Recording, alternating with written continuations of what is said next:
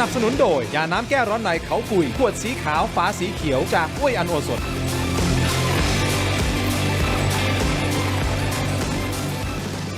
สวัสดีครับตอนรับทุกท่านเข้าสู่รายการถกไม่เถียงครับประเด็นที่ผมจะถกวันนี้นะครับหัวข้อหลักนะฮะเกี่ยวกับของกัมพูชาฮะคุณผู้ชมครับด่านนะฮะที่เราปิดอยู่ณตอนนี้ฮะแล้วก็มีแนวทางนะครับที่เขาลือกันว่าจะมีการเปิดด่านเร็วนี้แล้วนะกลายเป็นว่าเป็นประเด็นใหญ่ที่มีการถกเถียงในสังคมครับว่าสรุปแล้วควรจะเปิดหรือจะปิดในช่วงนี้ก่อนนะฮะคุณผู้ชมครับเดี๋ยวมาวิเคราะห์กันนะฮะอีกประเด็นหนึ่งในหัวข้อของเรานะที่เราโปรยเอาไว้คุณผู้ชมครับเราโปรยบอกว่าจับตาทักษิณคุมขังนอกเรือนจำอันนี้ก็เป็นเงื่อนไขนะครับที่มีการบังคับใช้ตั้งแต่มีนาคมที่ผ่านมานะครับนั่นหมายความว่าถ้าเข้าเกณฑ์ต่างๆนานาแล้วเนี่ยสามารถที่จะคุมขังนอกเรือนจำแต่ก็ไม่ได้กำหนดชัดเจนนะฮะว่านอกเรือนจำคือที่ไหนบ้างจะเป็นที่บ้านคอนโดหรือที่ไหนคุณผู้ชมครับเดี๋ยวมาวิเคราะห์ประเด็นนี้รวมถึงการเมืองต่างๆความเคลื่อนไหววันนี้ฮะห้ามกระพริบตานะครับเพราะท่านแรกที่ให้เกียรติมารายการครับท่านเป็นอดีตเลขาธิการสภาความมั่นคงแห่งชาติหรือว่าสมชนะครับท่านพลโทพระดอนพัฒนถาบุตรครับสวัสดีครับเสียแมวครับสวัสดีครับทินส่วนซ้ายมือของผมนะฮะท่านนี้มืออภิปรายเลยนะครับ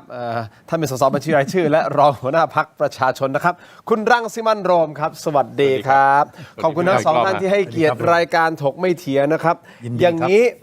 ประเด็นที่เรากำลังพูดอยู่มันเกี่ยวข้องกับทหารด้วยเกี่ยวข้องกับประชาชนด้วยเกี่ยวข้องกับประเทศชาติด้วยนะคุณรวมนะคุณรวมก็ลงพื้นที่ไปด้วยถูกต้องไหมฮะแต่ผมขอเริ่มต้นที่เสียแมวก่อนนะครับผมเนี่ยเราตั้งหัวข้อแบบนี้ยอมอดดีกว่าเปิดด่านคืนดีเขมรใช่หรือไม่แล้วก็จับตาทักษิณคุมขังนอกเรือนจำเอาเป็นว่าในมุมของเสียแมวคิดว่าเราควรจะเปิดแน่นอนแหละต้องในสุดท้ายเราต้องเปิดถูกต้องไหมใช่แต่ในช่วงนี้มันต้องทำยังไงฮะต้องเข้าใจหัวอกพ่อแม่พี่น้องประชาชนที่อยู่ในพื้นที่ด้วยถูกต้องเลยเพราะว่าตอนนี้เราต้องดูกระแสแล้วก็การสื่อสารจากกองทัพก็ตามจากพี่น้องประชาชนในพื้นที่ก็ตามเนี่ยบทสรุปจริงๆเนี่ยบอกว่าเฮ้ยถ้าเกิดจะมีการเปิดด่านเนี่ยต้องให้มีความมั่นใจว่ากัมพูชาไม่ใช่ภัยคุกคามต่อประเทศไทยตรงเนี้ยเราก็ต้องรับฟังเพราะว่าตอนนี้อำนาจการปิดเปิดด่านในขณะนี้มันเป็นการใช้อำนาจของฝ่ายทหารซึ่งใช้จากกฎอัยการศึกฉะนั้นเมื่อเขาปิดจะเปิดต้องเป็นที่เขาแต่ถ้าเราฟังเหตุผลเนี่ยที่ฝ่ายทหารสื่อมาว่าต้องมั่นใจนะกัมพูชาไม่ใช่ภัยคุกคามประชาชนก็เหมือนกันเพราะมีพี่น้องประชาชนเสียชีวิตทหารเสียชีวิตก็ลักษณะเหตุผลเดียวกันตรงเนี้ยมันเลยเป็นเหตุว่าอ้าวแล้วเราจะมั่นใจได้อย่างไรว่ากัมพูชาไม่ใช่ภัยคุกคามมั่นใจยากนะมันจะดูจากตรงไหน พี่ถึงบอกว่าตรงเนี้ยมันมีเหตุผลที่จะดูได้ก็คือรัฐบาลเนี่ยจะต้องมีนโยบายความมั่นคงเฉพาะเร่งด่วนเลยว่าเสริมสร้างความเข้มแข็งอย่างสมบูรณ์แบบต่อการสถาปนาความมั่นคงในพื้นที่ชายแดนถ้าตรงเนี้ยเราสถาปนาได้สร้างความเข้มแข็งได้ในพันธกิจ4 ประการนะครับตรงนี้จะเป็นตัวชี้ว่าเรามีขีดความสามารถเหนือกว่ากัมพูชา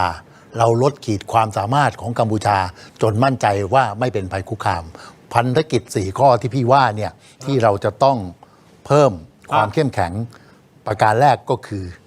การปฏิบัติการพิเศษในส่วนระวังป้องกันหน้าคือชายแดนการปฏิบัติการพิเศษอันเนี้ยพันธกิจอันเนี้ยหมายความว่าการแทรกซึมหาข่าวมีบัญชีเป้าหมายฝ่ายตรงข้ามชัดเจนรู้เวลาเกิดการยุทธการศึกยังไงจะได้ไปจัดการที่บังคับการที่ฐานยิงอาวุธแหล่งส่งกำลังบำรุงต่างๆอันเนี้ยซึ่งในพันธกิจข้อ 1เนี่ยก็เป็นกองทัพรับผิดชอบมาพันธกิจที่ 2ก็คือการลาดตระเวนจัดการวางกำลังป้องกันชายแดนก็คือกองทัพเนี่ยซึ่งปัจจุบันเนี้ยกองทัพทำอยู่แล้วก็พันธกิจที่ 3คือการจัดระเบียบความมั่นคงชายแดนตัวเนี้ยคนที่จะรับผิดชอบคือสมช.กระทรวงมหาดไทยแล้วก็กอรมน.ซึ่งการจัดระเบียบความมั่นคงชายแดนเนี่ยมันจะเป็นการบูรณาการในเรื่องของยุทธศาสตร์การป้องกันปราบปรามอาชญากรรมข้ามชาตินะครับยุทธศาสตร์การบริหารจัดการการโยกย้ายถิ่นฐานยุทธศาสตร์การสร้างพื้นที่ปลอดภัยนะครับแล้วก็การพิทักษ์พื้นที่ส่วนหลังพิทักษ์พื้นที่ส่วนหลังหมายความว่าเวลามันเกิดการยุทธเนี่ยเราต้องอพยพประชาชนมาข้างหลังใช่ไหมฝ่ายมหาดไทยต่างๆเขาก็ต้องดูแลจะเอาพี่น้องประชาชนอะไรไปไว้ไหนอันนี้คือพันธกิจข้อ 3พันธกิจข้อ 4ไงคือการสร้างความสัมพันธ์ประเทศเพื่อนบ้าน กระทรวงต่างประเทศเป็นเจ้าภาพ4พันธกิจตรงเนี้ยเราต้องทำให้เข้มแข็งการแก้ปัญหาสถาปนาความมั่นคงพื้นที่ชายแดนต้องคือ4พันธกิจนี้นะต้องเป็นทีมเวิร์กนะไม่ใช่บอกเฮ้ยทหารอย่างเดียวไม่ใช่นะที่พี่บอกทหารคือ1-2พันธกิจพันธกิจข้อ3 สมชกรมน.มหาไทยพันธกิจที่4สร้างความสัมพันธ์ใช่ไอ้สร้างความสัมพันธ์ตรงเนี้ยมันต้องให้ทั้ง4ประการเนี่ยเข้มแข็งและไอ้สร้างความสัมพันธ์เนี้ยมันจะต่อยอดเป็นไปเปิดด่านเพราะว่างั้นยาวถ้าเสแมวพวกนี้คือยาวเลยใช่ไหมต้องเพราะว่ามันต้องกลับมาดูนี้ทั้งหมดไงพี่บอกแล้วรัฐบาลตรงเนี้ยถ้ารัฐบาลไม่เปิดหัวนโยบายความมั่นคงเฉพาะเร่งด่วนตรงนี้ก่อนเนี่ยมันไม่มีกรอบไม่มีทิศแต่ถ้ามันปฏิบัติตามภารกิจที่พี่ว่าเนี่ยมันจะทำให้เห็นว่าเฮ้ยตัวเนี้ยเสริมขีดความสามารถของเราเหนือกับฝ่ายตรงข้ามลดทอนขีดความสามารถฝ่ายตรงข้ามมั่นใจว่าไม่เป็นภัยคุกคามตอบปัญหาได้ทุกข้อใช่ครับโอ้โหฟังดูแล้วคุณโรมคืออันนี้คือหลักการแน่นอนผมรับฟังถูกต้อง4พันธกิจแต่ฟังดูแล้วเหมือนท่าทางมันจะยากมากเลยนะฮะในการที่จะสำเร็จใน4พันธกิจเพื่อที่จะให้กัมพูชาเนี่ยไม่เป็นภัยคุกคามต่อไปถูกต้องไหมฮะใช่มันแล้วที่ผ่านมาคือเขาเป็นภัยคุกคามอยู่ตลอดเวลาเดี๋ยวก็แย่ตรงนั้นเดี๋ยวก็มาตรงนี้คุณรวมมองไงฮะในประเด็นนี้เราสงสารพ่อแม่พี่น้องที่อยู่ในพื้นที่นะเขาก็ต้องทำมาหากินนะครับแน่นอนเลยมีบางคนรักชาติบอกว่ายอมอดเว้ยแต่บางคนคือไม่ได้นะ ลูกเมียเขาก็ต้องเลี้ยงกันถูกต้องไหมฮะแล้วจะไปยังไงต่อคุณรวมลงพื้นที่ไปด้วยต้องบอกอย่างนี้ครับว่าในส่วนของประชาชนที่เดือดร้อนเนี่ยเหมือนกับที่พี่แมวว่าเดือดร้อนจริงนั่นแหละครับแล้วก็หนักด้วยนะครับซึ่งที่ผ่านมาเนี่ยมาตรการเยียวยาเราก็ต้องยอมรับกันตรงไปตรงมาว่ามันยังไม่ได้เต็มที่มากนักมันอาจจะได้แค่ระดับเบื้องต้นมากๆนะครับแต่ว่าเราต้องยอมรับว่าปัญหาวันนี้มันไม่ได้เป็นปัญหาระดับเบื้องต้นมันเป็นปัญหาระดับใหญ่ระดับที่เราต้องยอมรับว่าพื้นที่ชายแดนจะไม่เหมือนเดิมอีกแล้วไทยกับกัมพูชาจะไม่มีวันเหมือนเดิมนะครับคำถามก็คือจากวันนี้จนถึงหลังจากนี้เนี่ยมันจะไปถึงจุดไหนเนี่ยอันนี้ยังไม่มีใครตอบได้ดังนั้นเนี่ยเมื่อมันปัญหามันใหญ่มันก็จะมีกลุ่มที่ได้รับผลกระทบเนี่ยหลากหลายกลุ่มไล่ตั้งแต่ระดับรากฐานที่อาจจะเป็นชาวบ้านธรรมดาทำมาหากินเช้าค่ำนะครับไปจนถึงถ้าเป็นวัยรุ่นหน่อยก็อาจจะมีการข้ามไปทำงานนะครับทั้งเทาทั้งขาวทั้งดำมีหมดนะครับไปจนถึงระดับที่มันใหญ่ขึ้นนะครับเช่นอาจจะเป็นเรื่องเกี่ยวกับโลจิสติกส่งสินค้าเข้าออกเหล่านี้สินค้าเกษตรก็อาจจะมีทั้งหมดนี้ผมคิดว่าเราต้องวิเคราะห์ปัญหาแล้วเราก็ต้องพยายามที่จะหาทางทำยังไงที่จะทำให้เกิดการบรรเทามากที่สุดนะครับเราอาจจะไม่สามารถหวังผล 100% แต่เราอาจจะหวังผลสัก 70-80% นะครับก็ว่ากันไปซึ่งไอ้จุดนี้มันยังไม่มีใครหรือแม้กระทั่งรัฐบาลเนี่ยที่จะคิดแก้ปัญหาเรื่องนี้อย่างจริงจังนะครับมันเป็นแค่การลักษณะของการจ่ายแล้วจบแต่มันไม่ได้คิดหาทางออกในลักษณะที่มันจะยั่งยืนจะทำยังไงที่จะทำให้เศรษฐกิจชายแดนเนี่ยมันเดินต่อไปได้นะครับถ้าการเยียวยาเนี่ยมันสามารถทำได้อย่างเป็นมรรคเป็นผลเนี่ยผมเชื่อว่าเสียงเรียกร้องในด้านต่างๆเนี่ยมันก็จะน้อยลงทีนี้เนี่ยพอเรากลับมามองที่ทางด้านฝ่ายความมั่นคงบ้างนะครับทางด้านการที่เราจะแก้ปัญหาในเรื่องของด่านเนี่ยวันนี้เราต้องยอมรับว่าถ้าเราเปรียบเทียบในเรื่องของปัญหาการความขัดแย้งระหว่างไทยกับกัมพูชาเนี่ยถ้าเทียบกับตอนปี 54 เนี่ยมันไม่เหมือนกันปี 54 เนี่ยผมอยากจะจำแนกเป็น3 ส่วนที่1เนี่ยมันมีส่วนที่เป็นรัฐบาลต่อรัฐบาลส่วนที่2คือทหารกับทหารกัมพูชาทหารไทยกับกัมพูชาและส่วนที่3คือประชาชนไทยกับประชาชนกัมพูชาในปี 54 เนี่ยความขัดแย้งเนี่ยนะครับผมคิดว่าประชาชนไทยกับประชาชนกัมพูชายังพอคุยกันได้นะครับภาคธุรกิจระหว่างกันคุยกันได้ทหารต่อทหารยังพอคุยกันได้แต่ส่วนที่รัฐบาลกับรัฐบาลเนี่ยอาจจะมีปัญหาอยู่แต่มารอบนี้เนี่ยทั้งหมดทุกองค์คาพยพเนี่ยคุยกันไม่ได้เลย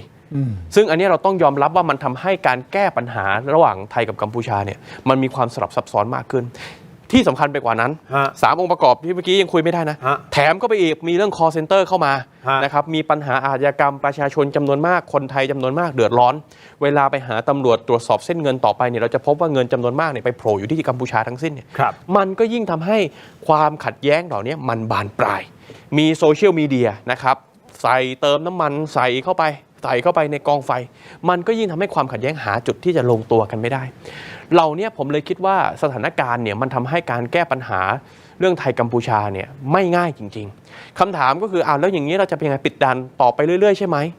ส่วนตัวผมเนี่ยผมคิดว่าแน่นอนนะครับณสถานการณ์ปัจจุบันเนี่ยการเปิดด่านเนี่ยมันอาจจะไม่ใช่เรื่องที่สามารถทำได้โดยง่ายแต่มันอาจจะต้องคิดเหมือนกันว่าเราจะมีระยะเวลาหรือกรอบเวลาเนี่ยที่เหมาะสมอย่างไรอันนี้เป็นสิ่งที่ต้องช่วยกันหาคำตอบ สำหรับผมเนี่ยผมคิดว่าหนึ่งใน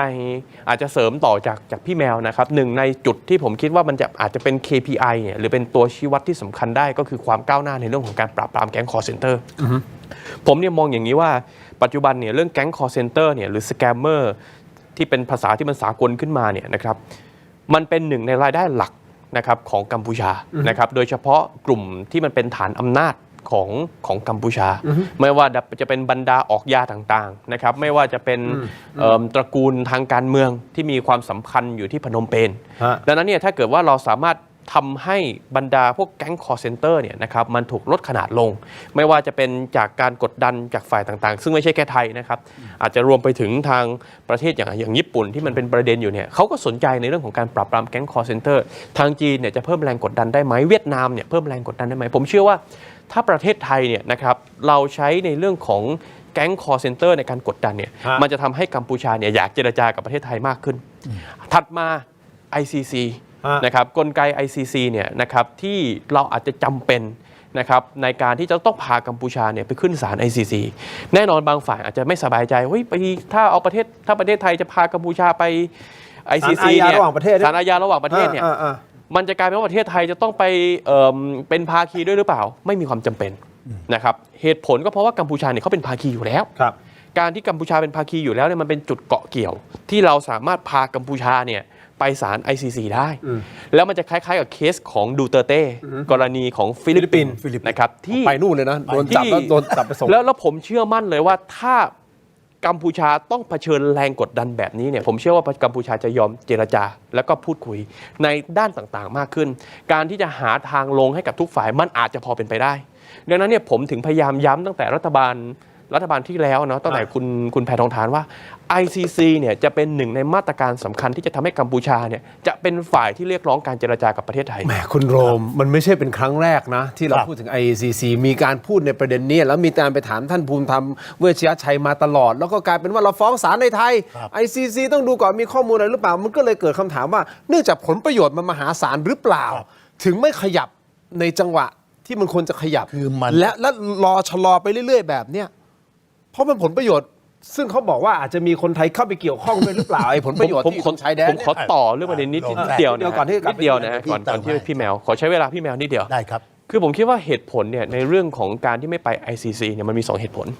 เหตุผลแรกก็คือว่าเหมือนกับที่พี่ทีนว่าคือผลประโยชน์มันเยอะแล้วมันเป็นจุดตายจริงๆตอนนี้เนี่ยต่างประเทศทั่วโลกเนี่ยเขาตื่นตัวเรื่องของแก๊ง call center เนี่ยเพราะมันโดนกันทั้งหมดนะครับมันโดนกันหมดนะฮะนี่คือปัญหาที่ทุกคนมีจุดร่วมกันนะครับทุกคนก็อยากจะมีส่วนในการที่จะแก้ปัญหาในเรื่องนี้แต่อันที่2ที่ผมคิดว่ามันเป็นประเด็นคือ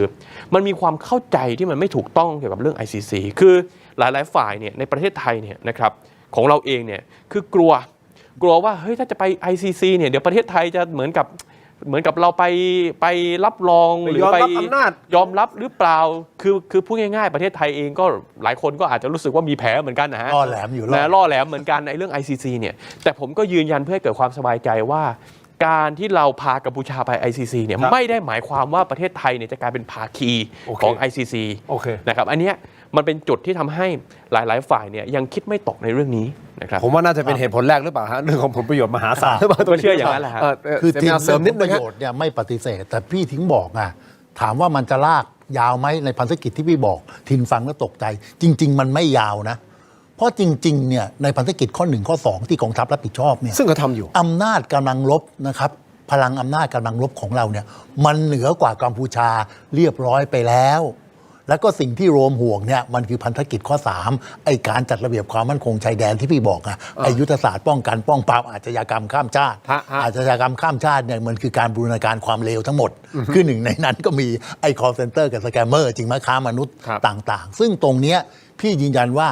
การรักษาความมั่นคงแห่งชาติของเราตอนเนี้ยเราต้องยึดหลักอยู่ที่ว่าการสร้างภูมิคุ้มกันตนเองพึ่งตนเองฉะนั้นไอ้กรณี call center สแกมเมอร์ต่างๆเนี่ย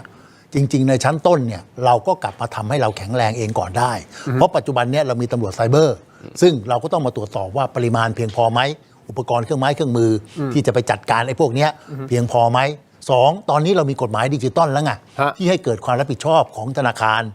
กับโอเปอเรเตอร์จริงไหมฉะนั้นคนถูกหลอกเนี่ย ถ้าเกิดทันเวลาเงินมันไม่ไป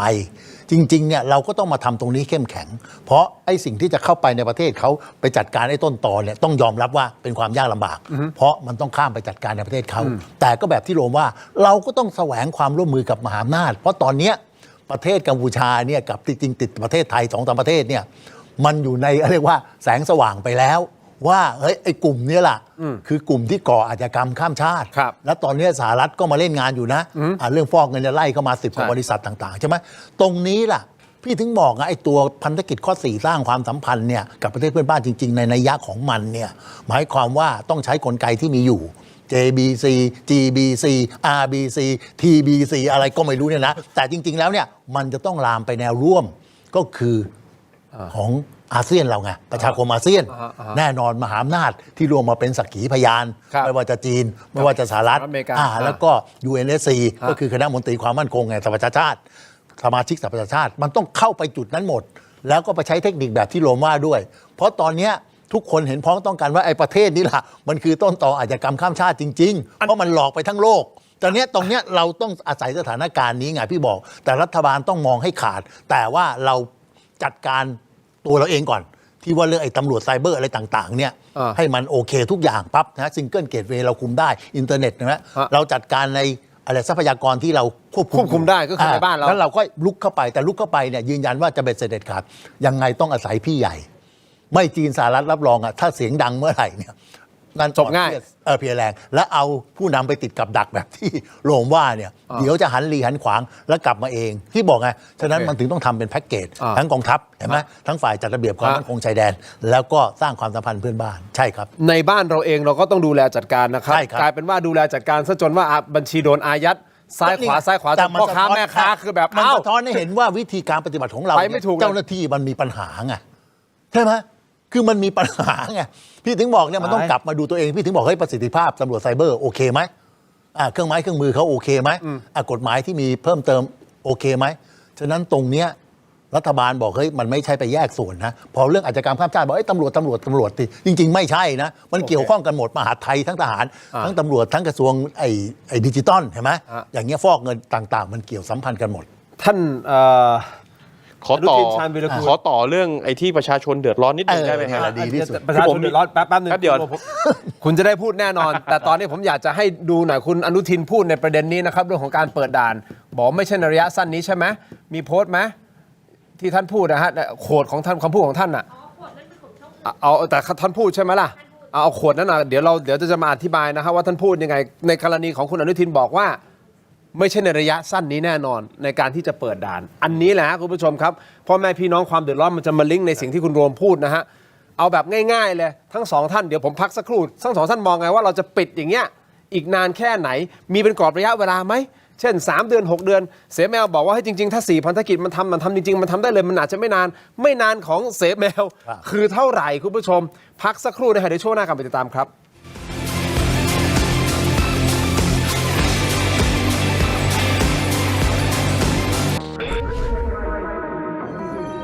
เพิ่มประสิทธิภาพการทำงาน2จอจะไปพออะไรยุค AI ต้องนี่ BrainTech Tri Screen จอเสริมอัจฉริยะเปลี่ยนโน้ตบุ๊กธรรมดาให้ทำงานพร้อมกันได้ถึง4จอจะพกพาหรือตั้งโต๊ะสายเทคต้องไม่พลาดสาย AI เปิด ChatGPT Gemini Claude Perplexity สั่งงาน AI 4 ตัวเห็นผลทั้ง4แอปได้พร้อมกันด้วย BrainTech Tri Screenสายลงทุนจะดูหุ้นกี่ตัวคริปโตกี่กราฟพลอตฟิโบนันซีในเทรดดิ้งวิวดูราคาวอลลุ่มเรียลไทม์เห็นได้ทันท่วงที4จอในสายตาเดียวที่ BrainTech Tri Screen สายเกมเปิดสตรีมแชทกับเพื่อนหรือจะขยายให้เห็นมุมมองด้านข้างดูคลิปวิธีการผ่านด่านได้อย่างไม่มีสะดุดด้วย BrainTech Tri Screen สายไลฟ์จะดูคอมเมนต์ยอดสั่งซื้อทั้ง Facebook Live TikTok Live Shopee Live หลายไลฟ์เห็นในจอเดียวที่ BrainTech Tri Screenรองรับ Multitasking ลงไดเวอร์และเพิ่มได้สูงสุดถึง 5 จอด้วยความละเอียด Full HD 1920 คูณ 1200 อัตราส่วน 16:10 สีสันคมชัดปรับความสว่างหน้าจอได้อิสระดีไซน์เรียบหรูพับแล้วใส่กระเป๋าพกพาสะดวกพิเศษจอที่ 3 พับแล้วนำเสนองานให้คนนั่งตรงข้ามได้ทัน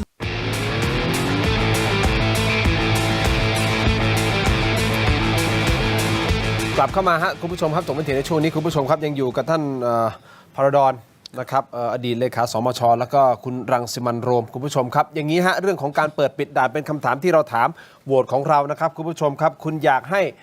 เปิดด่าน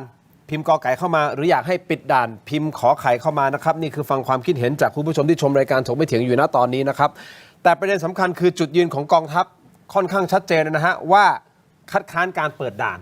นะครับแม้แต่แม่ทัพภาคที่2ก็พูดถึงเหตุผลนะครับว่าไม่อยากเปิดด่านเพราะมันมีกรณีหลายมิติไม่ว่าจะเป็นกัมพูชาตอนนี้ก็ยังเสริมกำลังพลอยู่นะฮะขนาดเนี่ย GBC เขาคุยเรียบร้อยเนี่ยวันลุกขึ้นยังเสริมอยู่นะฮะ ยังมีทุ่นระเบิดอยู่ ยังมีอยู่นะฮะคุณผู้ชมครับหรือแม้แต่กระทั่งว่าที่ไม่อยากเปิดเพราะว่าจะกดดันทางเศรษฐกิจกัมพูชากดดันไปเรื่อยๆกดดันไปเรื่อยๆอีกประเด็นหนึ่งคือป้องกันอาชญากรรมข้ามชาตินะที่ไม่อยากให้มันเกิดขึ้นโดยเฉพาะแก๊งคอร์เซนเตอร์สแกมเมอร์นี่ขนาดยังไม่เปิดด่านนะกรณีของแก๊งคอร์เซนเตอร์เนี่ยเริ่มกลับมาอีกแล้วนะ ใช่ครับ ก่อนหน้านี้เงียบไปใช่ไหมประมาณสัก2 เดือนเนี่ยมันก็หาวิธีตอนนี้กลับมาอีกแล้วนะครับคุณผู้ชมครับเพราะฉะนั้นต้องระวังนะครับและ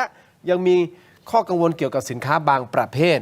ที่จะไปสร้างความแข็งแกร่งให้กับเขายกตัวอย่างเช่นเชื้อเพลิงพวกน้ำมันพวกปูนซีเมนต์อะไรพวกนี้ฮะแต่ถ้าภาคที่2พูดไว้ใช่ไหมยุทธปัจจัย ยุทธปัจจัย นะแต่ภาษาทหารก็เรียกว่ามันไปเอื้อต่อเป็นยุทธปัจจัย เดี๋ยวไปฟังแม่ทัพภาคที่2พูดนิดนึงครับการปิดเปิดด่านมันจะส่งผลต่อเศรษฐกิจของภายในประเทศเขมรเพราะทรัพยากรสินค้าส่วนใหญ่ไปจากประเทศไทยการปิดด่านทำให้คนไทยไปเล่นการพนันไม่ได้การปิดด่านทำให้คนไปเป็นสแกมเมอร์ไม่ได้คนไทยบางส่วนข้ามไปเขมรเพื่อไปทำหน้าที่หลอกลวงทางโซเชียลมีเดียกับคนไทยด้วยกันเองมีทั้งบ่อนคาสิโนและที่หลอกลวงทางโซเชียลมีเดียตลอดแนวชายแดนไทยเขมรสินค้าบางส่วนปูนซีเมนต์น้ำมันจะกลับมาทำร้ายทหารไทย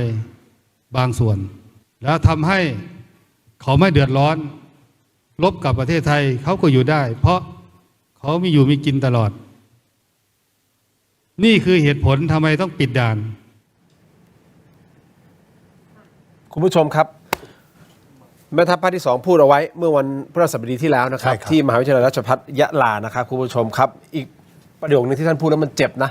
ครับคนไทยกันเองเนี่ยข้ามไปฝั่งนู้นเพื่อที่จะหลอกคนไทยกันเองใช่ถูกต้องนั่งอยู่ในรายการถกไม่เถียงเนี่ยหลายเคสเลยนะฮะที่โดนหลอกคอร์เซนเตอร์แก๊งแซมเมอร์นะฮะคุณผู้ชมครับอย่างนี้เซมแมวครับเอาอย่างนี้เลยตีกรอบเวลาดีกว่าฮะผมว่าเราเข้าประเด็นคุณผู้ชมเขาอยากจะรู้แล้วแหละเอาละจะปิดก็ปิดตอนนี้คือหลายคนก็คิดว่าปิดนะยังไม่เปิดนะแต่ประเด็นคือปิดนานแค่ไหนปิดนานแค่ไหนก็อยู่ที่การปฏิบัติสร้างความเข้มแข็งใน4พันธกิจนั่นนะพี่ยืนยันแต่ว่าถ้าเราดูจาก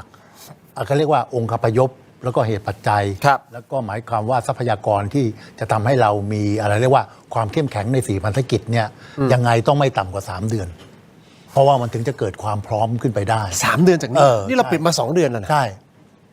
เพราะว่าตรงเนี้ยเพราะเราต้องย้อนกลับมาไงเพราะเราต้องมั่นใจเลยว่าเฮ้ยไอ้ตรงนั้นเนี่ยเราลดทอนขีดความสามารถของเขาแต่ที่ท่านแม่ทัพความเป็นห่วงนี่ไงมันก็จะกลับมาที่มาตรการในเรื่องการจัดระเบียบความมั่นคงชายแดนเราไอ้ตรงนั้นน่ะเพราะว่า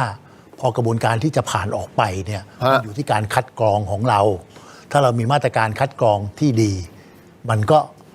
ไม่หลุดออกไปจริงไหมเพราะเราต้องยืนยันว่าไอ้ฝั่งตะวันออกนี่แหละลูกค้าหลักมันคือคนไทยเจ้าหน้าที่ที่ไปหลอกก็คือคนไทยไอ้คนถูกหลอกก็คือคนไทยเรียกว่า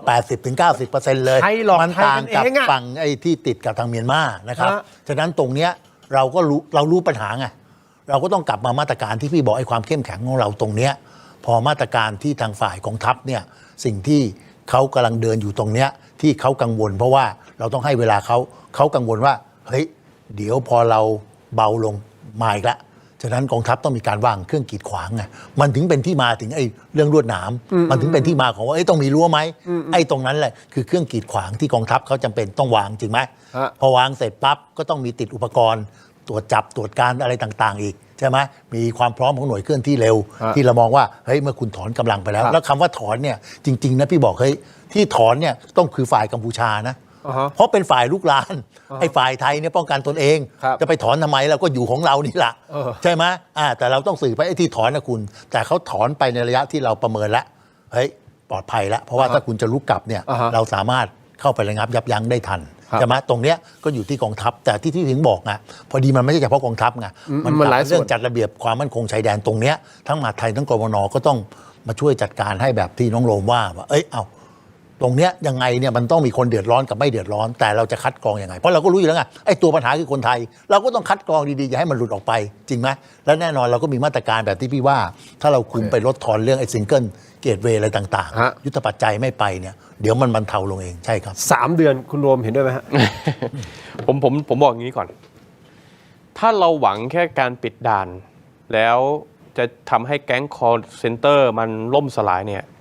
ไม่มีทางเป็นไปแบบนั้นครับใช่เลยคือต้องเข้าใจก่อนว่าวันนี้เราปิดด่านมานานแล้วนะครับแต่แก๊งคอลเซ็นเตอร์ไม่ได้ลดลงนะครับโอเคมันอาจจะมีการปรับกำลังกันใหม่นะครับพวกเขาอาจจะมีการย้ายฐานมีอะไรอาจจะมีแต่ไม่ได้ทำให้แก๊งคอลเซ็นเตอร์สูญสลายเหตุผลคืออะไรไหมฮะพี่ถิ่นเหตุผลข้อมูลใหม่เนี่ยที่ผมได้รับมาเนี่ยวันนี้พวกแก๊งคอลเซ็นเตอร์เนี่ยโดยเฉพาะที่ข้ามจากฝั่งไทยเนี่ยเขาไม่ได้ข้ามโดยใช้ตรงด่านแล้วนะไม่เกี่ยวไม่ได้ข้ามแดนธรรมชาตินะไม่บินเอานี่แหละสุวรรณภูมินี่แหละดอนเมืองนี่แหละอัปเกรดก็บินกันไปเลยแล้วบินปุ๊บไปลงพนมเปญแล้วก็นั่งรถมาที่อาจจะเป็นอยู่ที่ว่าไอ้ตรงแก๊งคอลเซ็นเตอร์ตั้งอยู่ตรงไหนก็ใช้วิธีนั้นคือมันใช้วิธีกันแบบนี้แล้วดังนั้นเนี่ยถ้าเราบอกว่าเราต้องการที่จะปิดด่านเพื่อสกัดกั้นไม่ให้คนไทยข้ามไปเป็นแก๊งคอลเซ็นเตอร์เนี่ยวันนี้วิธีการที่เขาใช้กันเป็นปกติคือบินข้ามไปแก๊งคอลเซ็นเตอร์คือส่วนหนึ่งของการปิดด่านมันจะมีอย่างมันอาจจะมีส่วนหนึ่งพนันเนี่ยข้อมูลล่าสุดเนี่ยการพนันพวกคาสิโนที่ไปเล่นคาสิโนผมว่าเงินมันไม่เท่ากับพวกออนไลน์พวกแก๊งคอลเซ็นเตอร์มันอาจจะปริมาณก็คงมากแหละแต่ไม่เท่าครับดังนั้นเนี่ยถ้าเราคิดจะปราบปรามแก๊งคอลเซ็นเตอร์ในกัมพูชาเนี่ยการปิดด่านอย่างเดียวจะไม่ช่วยต่อให้เราปิดด่านตลอดไปมันก็จะไม่ทำให้สถานการณ์นี้จบอันนี้มีเหตุผลนะเข้าใจอันนี้มีเหตุผลผมอยากจะให้มั่นใจเพราะเดี๋ยวทัวร์มาลงอีกเยอะนะคือผมอยากจะบอกว่าผมกำลังบอกว่าลำพังแค่คิดการปิดด่านจะไม่สามารถทำลายแก๊งคอลเซ็นเตอร์สิ้นซากได้โอเคนะครับเข้าใจดังนั้นเนี่ยเราต้องการมาตรการที่มากกว่านั้นดังนั้นสิ่งที่ท่านแม่ทัพคิดฝ่ายเดียวเนี่ยว่าจะต้องปิดด่านเพื่อทำลายเศรษฐกิจกัมพูชาโดยเฉพาะในเรื่องของพวกสีเทาเนี่ยมันจะไม่เป็นแบบนั้นเพราะสุดท้ายเนี่ยมันมีวิธีการอื่นในการที่จะไปแก้ปัญหาผมยกตัวอย่างอีกอันหนึ่งอย่างตอนนี้แก๊งคอลเซ็นเตอร์เนี่ยไปตั้งชายแดนกัมพูชาเวียดนามใช้ไฟฟ้าจากเวียดนามใช้อินเทอร์เน็ตจากเวียดนามเพราะโครงสร้างพื้นฐานของเวียดนามเริ่มดีคำถามก็คือว่าประเทศไทยได้ไปคุยกับเวียดนามเพื่อแก้ปัญหาเรื่องนี้มากน้อยแค่ไหนแทบไม่มีเลยเดี๋ยวก่อนผมกำลังจะบอกไปคุยกับเวียดนามแล้วฮะประเทศไทยคุยกันเองคุยกันแล้วผมกำลังจะบอกว่ารัฐบาลยุทธศาสตร์ของประเทศไทยเนี่ยในการจัดการกับเรื่องแก๊งคอลเซ็นเตอร์เนี่ยเราแทบไม่ได้มีความชัดเจนเลยเราขยับมาตรการหนึ่งแล้วเราก็หยุดอยู่แค่ตรงนั้นทำให้สุดท้ายเนี่ยการที่จะทำให้เกิดการปราบปรามแก๊งคอลเซ็นเตอร์หรือแก้ปัญหาเรื่องของพวกธุรกิจสีเทาเหล่านี้อย่างได้ผลเนี่ยมันจึงไม่เกิดขึ้นดังนั้นสิ่งที่คุณทินถามผมว่า3 เดือนพอไหม6 เดือนพอไหม12 เดือนพอไหมพูดกันตรงๆมันพูดตัวเลขแบบนั้นไม่ได้เพราะอะไรเพราะมันไม่ได้มีความคืบหน้าหรือความชัดเจนในเรื่องของมาตรการเลยถ้าอย่างนี้ประชาชนที่อยู่ชายแดนเอาโอเคเราพูดได้แหละเพราะเรานั่งอยู่ในห้องแอร์ถูกต้องเราไม่ได้อยู่ตรงนู้นเราไม่ได้เป็น1 ใน 200,000 คนน่ะที่ได้รับความเดือดร้อนจากกัมพูชาที่มันลุกลามเราเนี่ยเราเลยพูดได้ไงครับถูกต้องไหมครับว่าไปเรื่อยๆไม่เป็นไรแต่เขารอไม่ได้ล่ะพี่ถึงบอกเนี่ยผมขีดเส้นให้ชัดนะผมขีดเส้นให้ชัดนะผมไม่ได้บอกว่าให้เขารอเรื่อยๆผมกำลังบอกว่าวันนี้ภายในของเราเนี่ยต้องทำงานอย่างมีประสิทธิภาพหัวใจแล้วผมคิดว่าภายในมีประสิทธิภาพเนี่ยเผลอๆต่ำกว่า3 เดือนยังได้เลยถ้าคุณมีมาตรการที่เข้มแข็งจริงๆแสดงว่ารัฐบาลต้องมีมาตรการที่เข้มแข็งจริงใช่ไหมถูกต้องคนนี้ใช่ไหมมีเสียงใช่ไหมฮะเปิดแล้วฮะการที่เราจะต้องรักษาอธิปไตยนะครับรักษาเกียรติภูมิของประเทศไทยนั้นเนี่ยก็ต้องเรียนนะการเปิดด่านจะยังไม่เกิดขึ้นในระยะสั้นนะครับแล้วก็ก่อนที่จะมีสิ่งเหล่านั้นเกิดขึ้นก็จะต้องมีการปฏิบัติตามเงื่อนไขที่เราเป็นผู้กำหนดนะครับเพราะว่าเราไม่ได้เป็นฝ่ายเริ่มก่อนเนี่ยฮะเราไม่ได้เป็นฝ่ายเริ่มก่อนเพราะฉะนั้นเราจะปิดด่าน คงไม่ได้เปิดด่านในระยะนี้นะฮะอย่างที่ท่านอนุทินพูดผมสรุปอย่างนี้นะความหมายคือ เขาจะต้องทำตามเงื่อนไข ผมเข้าใจว่าน่าจะเป็น GBC ที่คุยกันหลายๆอย่างนะฮะทำตามเงื่อนไขนั้น เราถึงที่พิจารณาจะเปิดด่าน คือเราต้องเป็นคนคุมเกมคุณโรม เพราะฉะนั้นคุณโรมบอกว่าอาจจะไม่ถึง3 เดือนก็ได้ถ้าเราเข้มแข็งในการผลักดันตรงนั้น คนนี้ใช่ไหมฮะเมื่อสักครู่นี้ใช่ไหมคนนี้เป็นคำตอบแล้วมั้ยฮะในการที่จะแก้ไขปัญหาเรื่องนี้ใช่ซึ่งเรื่องนี้มี2ประเด็นประเด็นแรกเนี่ยโอเคในเฉพาะหน้ายังไม่ได้มีการแถลงนโยบายเนาะอันเนี้ยทุกฝ่ายเนี่ยเราก็คงต้องใส่คุณอนุทินให้เต็มที่ใช่ไหมทางผมเองเนี่ยก็พร้อมตรวจสอบเรื่องนี้เต็มที่ว่าถ้าสุดท้ายไม่มีมาตรการในการที่จะปราบปรามแก๊งคอร์เซนเตอร์อย่างเข้มแข็งเนี่ยก็ตอนแถลงนโยบายก็จัดหนักจัดเต็มดังนั้นเนี่ยจะมาพูดเหมือนสมัยก่อนตอนเป็นรัฐมนตรีมหาดไทยว่าเฮ้ยนี่ไม่ใช่นี่มหาดไทยไม่ใช่มหาดพม่าเนี่ยถ้าพูดแบบนั้นอีกรอบเนี่ยเจอดีนะครับดังนั้นเนี่ยผมคิดว่าโอเคในช่วงเปลี่ยนผ่านที่คุณอนุทินกำลังจะเข้ามาอย่างเต็มตัวเนี่ยผมคิดว่าเราคาดหวังในเรื่องของการที่จะแก้ปัญหาเรื่อง call center สำหรับผมเนี่ยในบรรดาหลายๆเรื่องเนี่ยเรื่อง call center เนี่ยถือว่าเป็นจุดตายที่สามารถที่จะใช้ในการจัดการกับกัมพูชาได้อย่างอยู่หมัดและจะทำให้การเจรจาในทุกๆเรื่องได้ผล GBC จะได้ผลกว่านี้ถ้าทางกัมพูชานะครับเขารู้สึกว่าเขาไม่สามารถพึ่งพาเงินจากสแกมเมอร์ได้อีกแล้วครับโอเคครับงี้ท่านเสแมวครับถ้าวันนี้ท่านเสแมวสื่อสารกับคุณอนุทินได้และแนะนำเลยว่าอย่างแรกที่ท่านอนุทินต้องทำรัฐบาลต้องทำกับกรณีของไทยกัมพูชาคืออะไรอันนี้คือคำถามนะฮะเดี๋ยวผมเนี่ยพักสักครู่ต้องสั้นๆอีกนิดเดียวนะครับถามเสแมวถามคุณรวมด้วยเหมือนกันคำถามเดียวกันคุณผู้ชมเดี๋ยวช่วงหน้ากลับมาฟังคำตอบครับ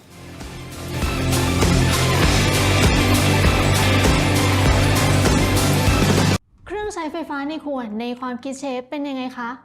สำหรับเชฟแล้วนะครับคุณภาพต้องมาก่อนครับดีไซน์ต้องทันสมัยนะครับฟังก์ชันต้องตอบโจทย์การใช้งานได้เป็นอย่างดีครับเรื่องความปลอดภัยก็สำคัญมากนะครับต้องได้รับรองจากหน่วยงานที่น่าเชื่อถือครับบริการหลังคาขายก็สำคัญนะครับต้องมีการรับประกันนะครับบริการซ่อมติดต่อง่ายสะดวกและรวดเร็วครับและข้อสุดท้ายนะครับต้องเป็นแบรนด์ที่น่าเชื่อถือได้นะครับอยู่คู่คนไทยมานานครับทุกความต้องการของเชฟลงตัวที่ Seeker Electric เครื่องใช้ไฟฟ้าในครัว Lift up your life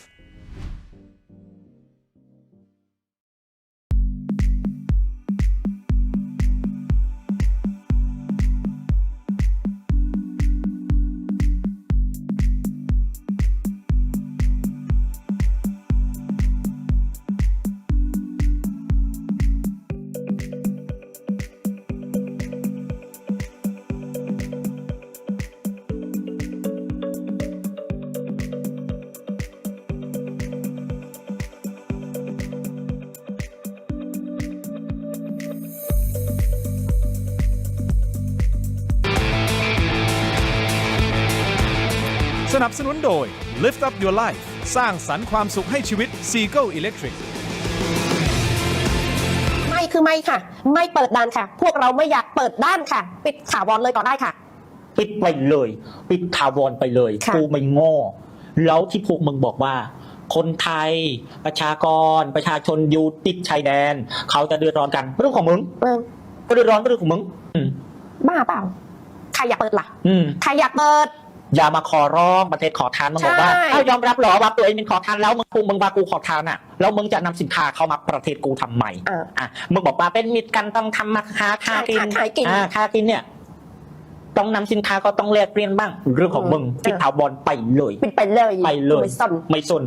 ไม่มีประเทศมึงคนเดียวก็พวกกูไปซื้อประเทศอื่นเรามีเงินกูไปซื้อที่ไหนก็ได้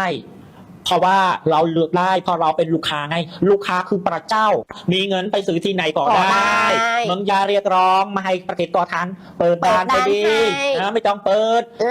ก็เห็นประชากรของมึงอ่ะบอกว่าไม่ต้องให้เปิดเพราะว่ามีนักการเมืองเขาอยากให้เปิดด้านเข้ามาไม่คือไม่ค่ะไม่คือไม่ค่ะนี่คืออินฟลูเอนเซอร์ชาวกัมพูชาใช่ไหม2 คนเนี้ยเขาบอกใครอยากจะให้เปิดด่านคุณไปถามคุณเซนสิครับผมว่าคุณเซนเขาอยากเปิดมากแล้วครับกับคุณมาเนตนะฮะก็คือผู้นำประเทศคุณแหละครับคุณลองไปถามนะฮะ เขาน่าจะมีคำตอบให้คุณนะฮะว่าใครอยากเปิดด่านมากกว่ากันนะฮะเสแมวเอางี้ก่อนคำถามเดียวกันนะครับว่าถ้าเกิดวันนี้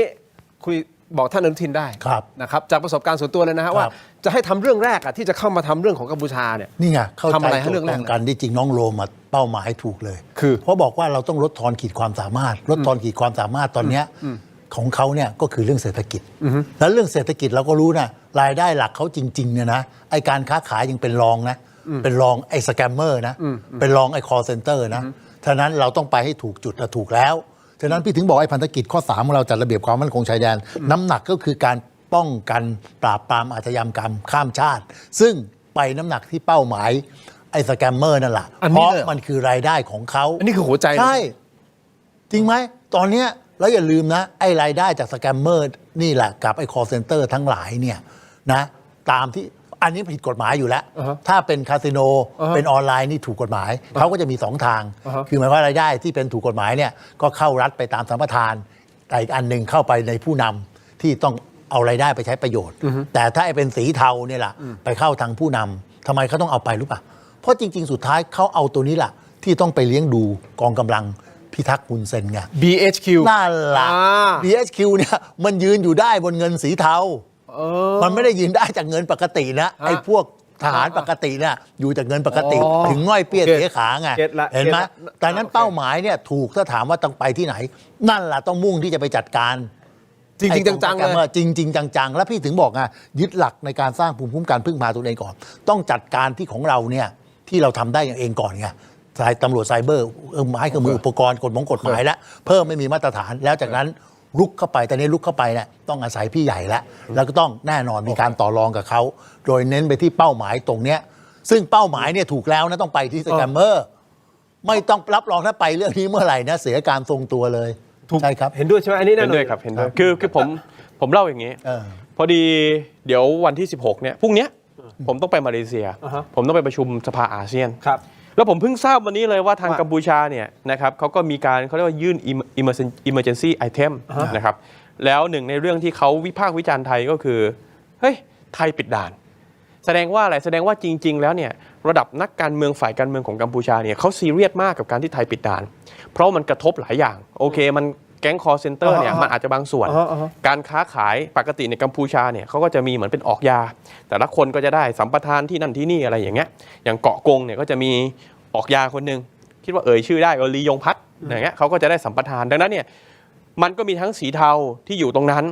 แล้วมันก็จะมีเรื่องของการค้าขายที่เขามีการเก็บสวยเก็บเงินได้ผลประโยชน์อะไรต่างๆมันมีเรื่องเหล่านั้นดังนั้นเนี่ยการปิดด่านมันส่งผลกระทบบางส่วนต่อฐานอำนาจของทางฝ่ายกัมพูชาแต่ถามว่าทั้งหมดไหมหม้อข้าวใหญ่เหมือนที่พี่แมวว่าก็คือเรื่องของแก๊งคอร์เซนเตอร์ทีนี้เนี่ยผมคิดว่าเรื่องปิดด่านเนี่ยยังไงทางฝ่ายกัมพูชาเนี่ยซีเรียสแน่ๆแต่ถ้าเกิดว่าย้อนกลับไปที่คำถามพี่ทินว่าแล้วอย่างนี้รัฐบาลเนี่ยจะต้องทำอะไรเกี่ยวกับเรื่องของแก๊งคอร์เซนเตอร์นะครับเพื่อที่จะนำไปสู่การปราบปรามจริงๆเนี่ยผมก็เตรียมไว้แล้วนะครับสำหรับการที่จะอภิปรายแถลงนโยบายเอามาพูดก่อนก็ได้นะมีบางส่วนเตรียมไว้แล้วเอามาเล่าให้ฟังก่อนได้เล่าให้ฟังก่อนเดี๋ยวจะเล่าให้ฟังใช่ไหมฮะจะได้เป็นการบ้านเนาะให้กับทางเนี่ยทางคุณอนุทินเลยได้ถ้าอย่างนี้คุณผู้ชมไปต่อที่ออนไลน์ตอนนี้เลยนะฮะเพราะว่าถ้าสมมติคุณเริ่มพูดตรงนี้แล้วเดี๋ยวมันขัดจังหวะผมไม่อยากขัดจังหวะนะฮะไปที่ออนไลน์ของเราเทโรดิจิทัลนะฮะใน YouTube นะฮะส่วน Facebook ของเราไปที่เพจถกไม่เถียงเพจ CS7 HD News นะฮะไปตามกันตรงนั้นเลยนะครับเดี๋ยวทั้งสองท่านจะมาพูดคุยนะวิธีการทำคืออย่างไรนอกเหนือจากประเด็นเรื่องของกัมพูชากับไทยแล้วนะคุณผู้ชมครับยังมีประเด็นเรื่องของการเมืองอีกนะฮะเข้มข้นแล้วนะฮะตอนนี้นะครับคุณผู้ชมครับหลังจากที่คุณเฉลิมชัยศรีอ่อนลาออกจากหัวหน้าพรรคประชาธิปัตย์นะฮะมีการเสนอมีการจะมีการคัมแบ็กของคุณอภิสิทธิ์เวชชาชีวะหรือไม่นั่นคือประเด็นแรกอีกประเด็นหนึ่งประเด็นของคุณทักษิณชินวัตรด้วยความเคารพนะฮะกลายเป็นว่ามีการพูดคุยว่าท่านจะมีโอกาสออกมานอนนอกคุกนอกเรือนจำแล้วใช่หรือไม่ติดตามกันต่อในออนไลน์นะครับสำหรับในทีวีตัวนี้ขอบคุณทั้งสองท่านก่อนนะครับขอบคุณครับเสียแม่ครับขอบคุณรวมครับเจอกันในออนไลน์ถกไม่เถียงครับสวัสดีครับ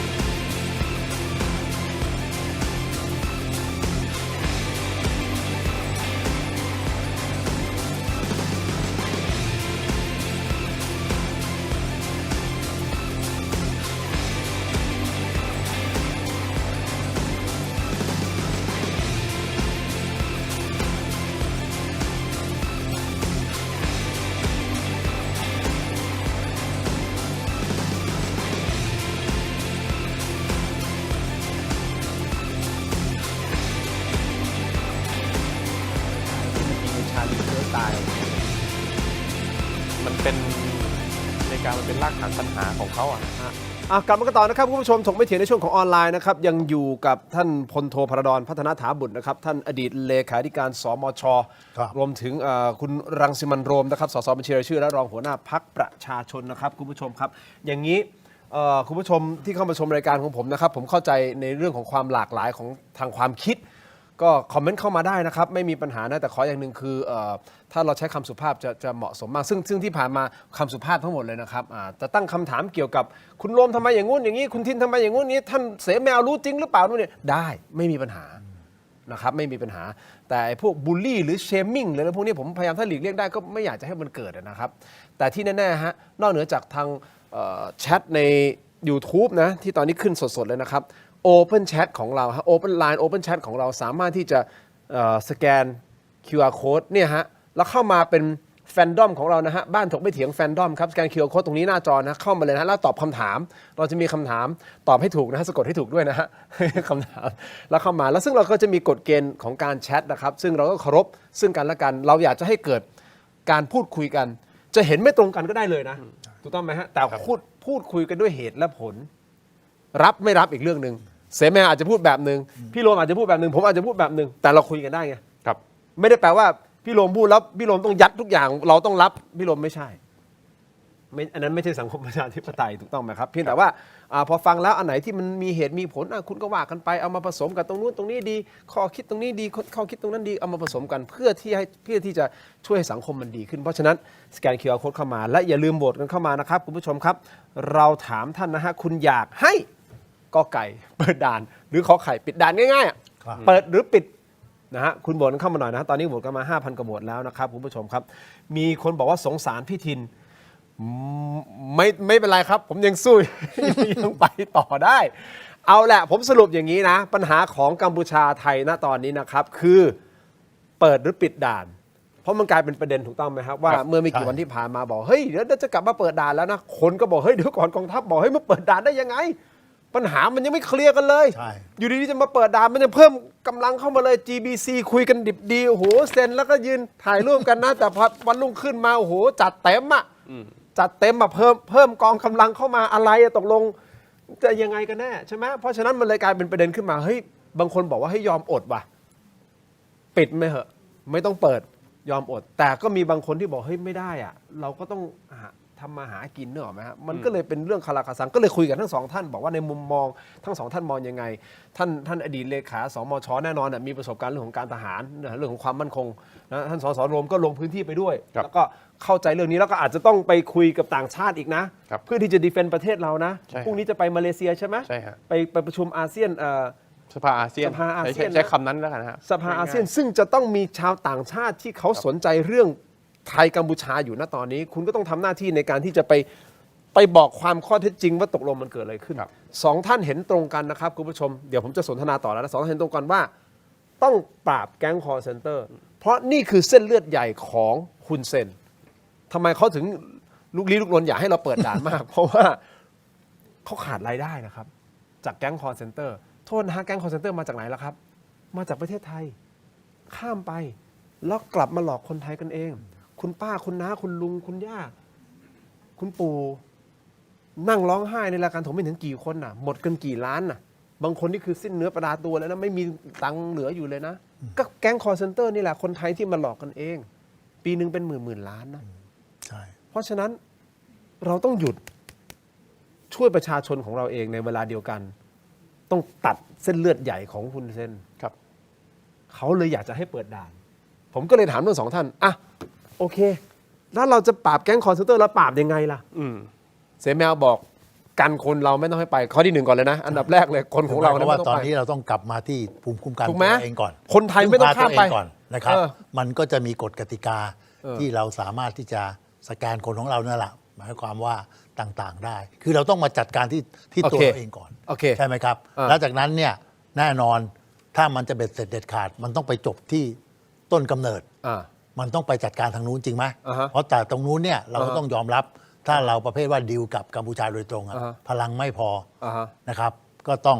พี่ใหญ่ อาศัยบารมีพี่ใหญ่ไม่ว่าทั้งจีนทั้งสหรัฐแล้วก็ประชาคมอาเซียน เพราะว่า ครับ ไอการถูกหลอกเนี่ยมันก็ลุกลามไปทั้งอาเซียน ถูก ด้วยเหมือนกันใช่ไหมตรงนี้ล่ะฉะนั้น2ปัจจัยเราสร้างภูมิคุ้มกันตนเอง ที่ทุกอย่างเหตุปัจจัยจากเราจัดการ ครับ แล้วจากนั้นพอปัจจัยภายนอก โอเค ตรงนี้ล่ะเราต้องแสวงแนวร่วมความร่วมมือ ฮะ จากพี่ใหญ่แล้วก็ประชาคมอาเซียน เราต้องแก้ปัญหาให้ตรงจุด ใช่ครับถูก ที่ ต้อง จุดเริ่มต้นก่อนนะฮะ ใช่ ไม่ใช่แก้ปัญหาปลายเหตุที่มานั่งอายัดบัญชีนี่นะ นั่นละ อันนี้ปลายเหตุนะ ปลายเหตุเลย เดี๋ยวขอนอกเรื่องนิดนึงนะก่อนที่จะไปที่คุณรวมเพราะคุณรวมเขาบอกเขาเตรียม อยากจะ อภิปราย พูดเรื่องนี้ ใช่ไห มาก จะเตรียมอธิบาย ครับ ถูกต้องไหม ใช่ครับ เดี๋ยวผมจะให้คุณรวมได้อธิบายแน่นอนนะวิธีการอะไรที่คุณ ครั จะ บ อภิปรายนะ แต่ว่าขอนอกเรื่องนิดนึง ได้ ไอการอายัดบัญชีนี่มันสร้างนี่คือแก้ปัญหาที่ปลายเหตุกลายเป็นว่ามันกระทบชิ่งกับพ่อแม่พี่น้องหลายคนเลยนะ โดยเฉพาะพ่อค้าแม่ค้าถูกต้องไหม คุณทินขอต่อนิดเดียว เออ เรื่อง อ่ะ เรื่อ เชิญ ง ฮะ อายัดบัญชีเนี่ย ฮะ ถามว่าเรื่องอายัดบัญชีนะครับฟังให้จบนะครับ ระงับ ใครที่กำลังจะด่าผม อ่า คนที่ไม่ชอบก็ด่าได้นะครับ อ่า น้อมรับฟังแต่ว่าอยากให้ฟังให้จบ ฮะ ถามว่าอายัดบัญชีเนี่ยมีความจำเป็นไหมผมก็ต้องบอกว่าที่ผ่านมามันมีการอายัดบัญชีนะ ถูก แต่ว่ามันไม่ได้กวาดแบบนี้ ฮะ ซึ่งปัญหาเรื่องนี้เท่าที่ผมไปได้ข้อมูลมาเนี่ยจากนายตำรวจใหญ่เนี่ยนะครับก็ต้องบอกว่าปัญหาเนี้ยส่วนหนึ่งเนี่ยมันก็ต้องตั้งคำถามไปที่ทางตำรวจไซเบอร์ว่าคุณปล่อยให้เหตุการณ์แบบนี้เกิดขึ้นได้ยังไง คุณเนี่ยมีประสบการณ์ในเรื่องของการรับมือนะครับเกี่ยวกับเรื่องแก๊งคอร์เซนเตอร์เนี่ยมาเป็นเวลานาน ผมยกตัวอย่างเช่น มีคดียาเสพติดหนึ่งคดีหนึ่งนะครับเวลาเขาดูเส้นเงินเนี่ยนะครับเขาดูเนี่ยเขาต้องดูกันทั้งหมดนะ ฮะ คือสมมุติว่าคุณมีเงินเข้าออกเนี่ย transaction เนี่ยมันเยอะมากถูกไหมฮะในบัญชีม้าเนี่ยมันเยอะมาก เวลาคุณดูเส้นเงินไม่ใช่ว่าคุณดู1เส้นเข้าไปที่1บัญชีแล้วคุณก็บอกว่าคุณอายัดเลย เพราะมันอาจจะเป็นบัญชีค้าขายก็ได้ อ่าฮะ มันอาจจะเป็นบัญชีแบบ เขาไม่รู้อีหนุ่ยนี่ เขาอาจจะไม่รู้เนี่ยเขาบริ ขาย สุท ไก่ ธิ์ใจ ย่างอ่ะ อ่า เขาขายไก่ย่าง ดังนั้นเนี่ยเวลาจะดูว่าเพื่อพิสูจน์ว่าไอ้บัญชีนั้นเนี่ยมันเป็นบัญชีม้าไหมเป็นบัญชีที่ใช้เพื่อกระทำการผิดกฎหมายไหมมันต้องไปดูเส้นเงินหลายๆเส้นเงิน อ่าฮะ ไม่ใช่ดูแค่เส้นเงินเดียวแล้วคุณก็อายัดเลย มัน ไอ้แบบเนี้ยมันก็จะมีปัญหา มันมีแถว1แถว2แถว3 ถู อะไร กต้อง ว่าไป ซึ่งวันนี้เนี่ยนะครับตำรวจไซเบอร์เนี่ยเขาก็มีเครื่องมืออโอเค ผมก็ทราบมาว่าคุณอาจจะมีปัญหาเรื่องเครื่องมือเพียงพอไหมอันนี้คุณก็ต้องตั้งงบมา คุณก็ต้องขอมา แต่ไม่ใช่กวาดกันไปหมดเพราะกวาดกันไปหมดมันก็มีปัญหา ไม่งั้นเนี่ยเดี๋ยวประชาชนเขาก็หาเอาได้ว่าคุณอายัดไปก่อนแล้วพอตอนจะไปเปิดเนี่ยต้องมีการจ่ายใต้โต๊ะถ้าเป็นแบบนี้มันจะมีปัญหาขึ้นมา โอ้โหเป็นกลายเป็น มันจะกลายเป็นเรื่องทุจริต กลายเป็นช่อง ใหม่ ทางให้กับเจ้าหน้าที่รัฐหา แล้วถามว่าวันเนี้ย หกิกับคนเดือดร้อน ตำรวจไซเบอร์เนี่ยมันก็พูดกันมาเยอะ ผมก็วิจารณ์นะผมวิจารณ์เพื่อให้มันเกิดการแก้ไขนะ คือเราก็มีอันนี้อาจจะเป็นการเปิดประเด็นใหม่นะแต่มันคือประเด็นเดียวกัน คือเราก็มีพวกเว็บพนันอะไรเต็มไปหมดเนาะ อ่ะ ซึ่งเว็บพนันหลายๆเว็บเนี่ยเกี่ยวข้องกับกัมพูชานะ อ่ามี มีฐานพวกเซิร์ฟเวอร์อะไรต่างๆอยู่ที่กัมพูชานะ อ่า ถามว่าไอ้พวกเนี้ยเปิดกันเต็มไปหมดเนี่ย อ่ะ มันก็มีข้อมูลเยอะแยะมากมายว่าก็มีการรับเงินอะเว็บเท่าไหร่จ่ายกันเป็นรายเดือน ไอ้แบบเนี้ย ชวน สุดท้ายเนี่ยมันก็ปัญหามันก็แก้ไม่ได้มันก็ไม่จบ ดังนั้นเนี่ยผมคิดว่าวันเนี้ยเรามีประสบการณ์ในเรื่องของการจัดการกับบัญชีม้ากับเรื่องแก๊งคอร์เซนเตอร์มาพอสมควร จริงๆเนี่ยมันต้องมีโปรโตคอลที่ชัดเจนว่าจะมีแนวทางในการรับมือยังไง คุณจับแบบกวาดๆเนี่ยมันรู้อยู่แล้วว่าประชาชนที่เขาบริสุทธิ์เนี่ยเขาไม่ได้เกี่ยวข้องเนี่ยเขาก็โดนไปด้วย แน่นอน มันรู้อยู่แล้ว ดังนั้นเนี่ยผมคิดว่าแนวทางที่มันควรจะแก้เนี่ยคือปกติเนี่ยตอนนี้มันพอมีข้อมูลอยู่แล้วว่าฐานข้อมูลทางบัญชีม้าเนี่ยมันมีจำนวนเท่าไหร่ มีความเป็นไปได้อย่างไร อันเนี้ยคุณจะจัดการเลย แล้วมันต้องดำเนินคดีอย่างจริงจัง วันนี้กลายเป็นว่าคนที่ไปเปิดบัญชีม้าเนี่ยเขาไม่ได้ถูกดำเนินคดีอย่างจริงจังนะฮะ เพราะว่าส่วนหนึ่งก็คือโอเคมันก็อาจจะมีแนวบรรทัดฐานในเรื่องของศาลที่ยังไม่ชัดเจน มันก็ต้องสร้างความชัดเจน แล้วถ้ามันชัดเจนเมื่อไหร่เริ่มมีคนที่ถูกดำเนินคดีแล้วติดคุกอย่างจริงจังในฐานข้อมูลฐานของการเปิดบัญชีม้าเนี่ยผมเชื่อว่าเดี๋ยวมันค่อยๆหายไป แต่ว่าไอ้เรื่องนี้เป็นเรื่องของการใช้เวลา แต่อีกส่วนหนึ่งฮะ คือ อีกส่วนหนึ่งที่มันจะต้องดำเนินการเนี่ยคือมันต้องแก้ปัญหาที่ต้นตอผมพยายามเน้นย้ำว่าตอนนี้เรารู้อยู่แล้วว่าไอ้พวกแก๊งคอร์เซนเตอร์มันอยู่ที่ไหน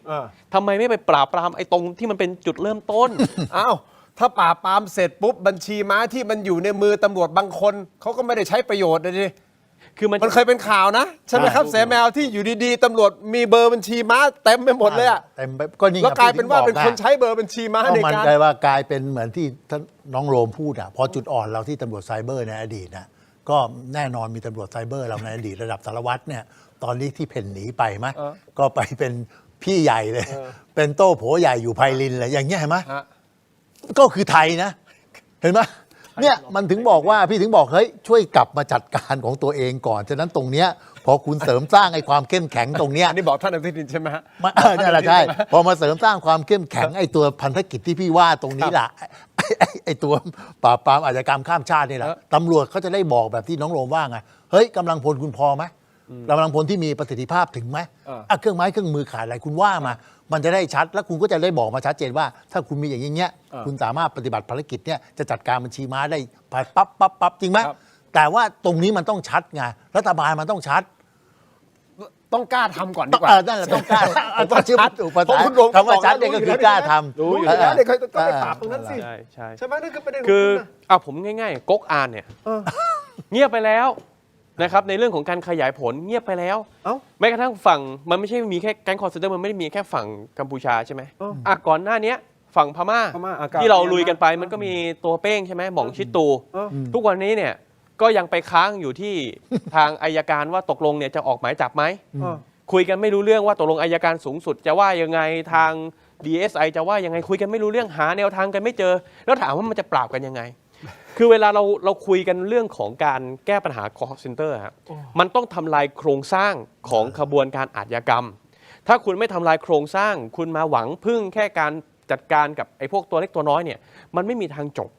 นะครับแล้วยิ่งไปกว่านั้นเนี่ยมันก็ต้องไล่โอเคส่วนไหนที่มันมีปัญหาก็ต้องไล่ถ้าจะบอกว่าส่วนที่ภายในประเทศของเราพวกบัญชีม้าซิมม้ามีปัญหา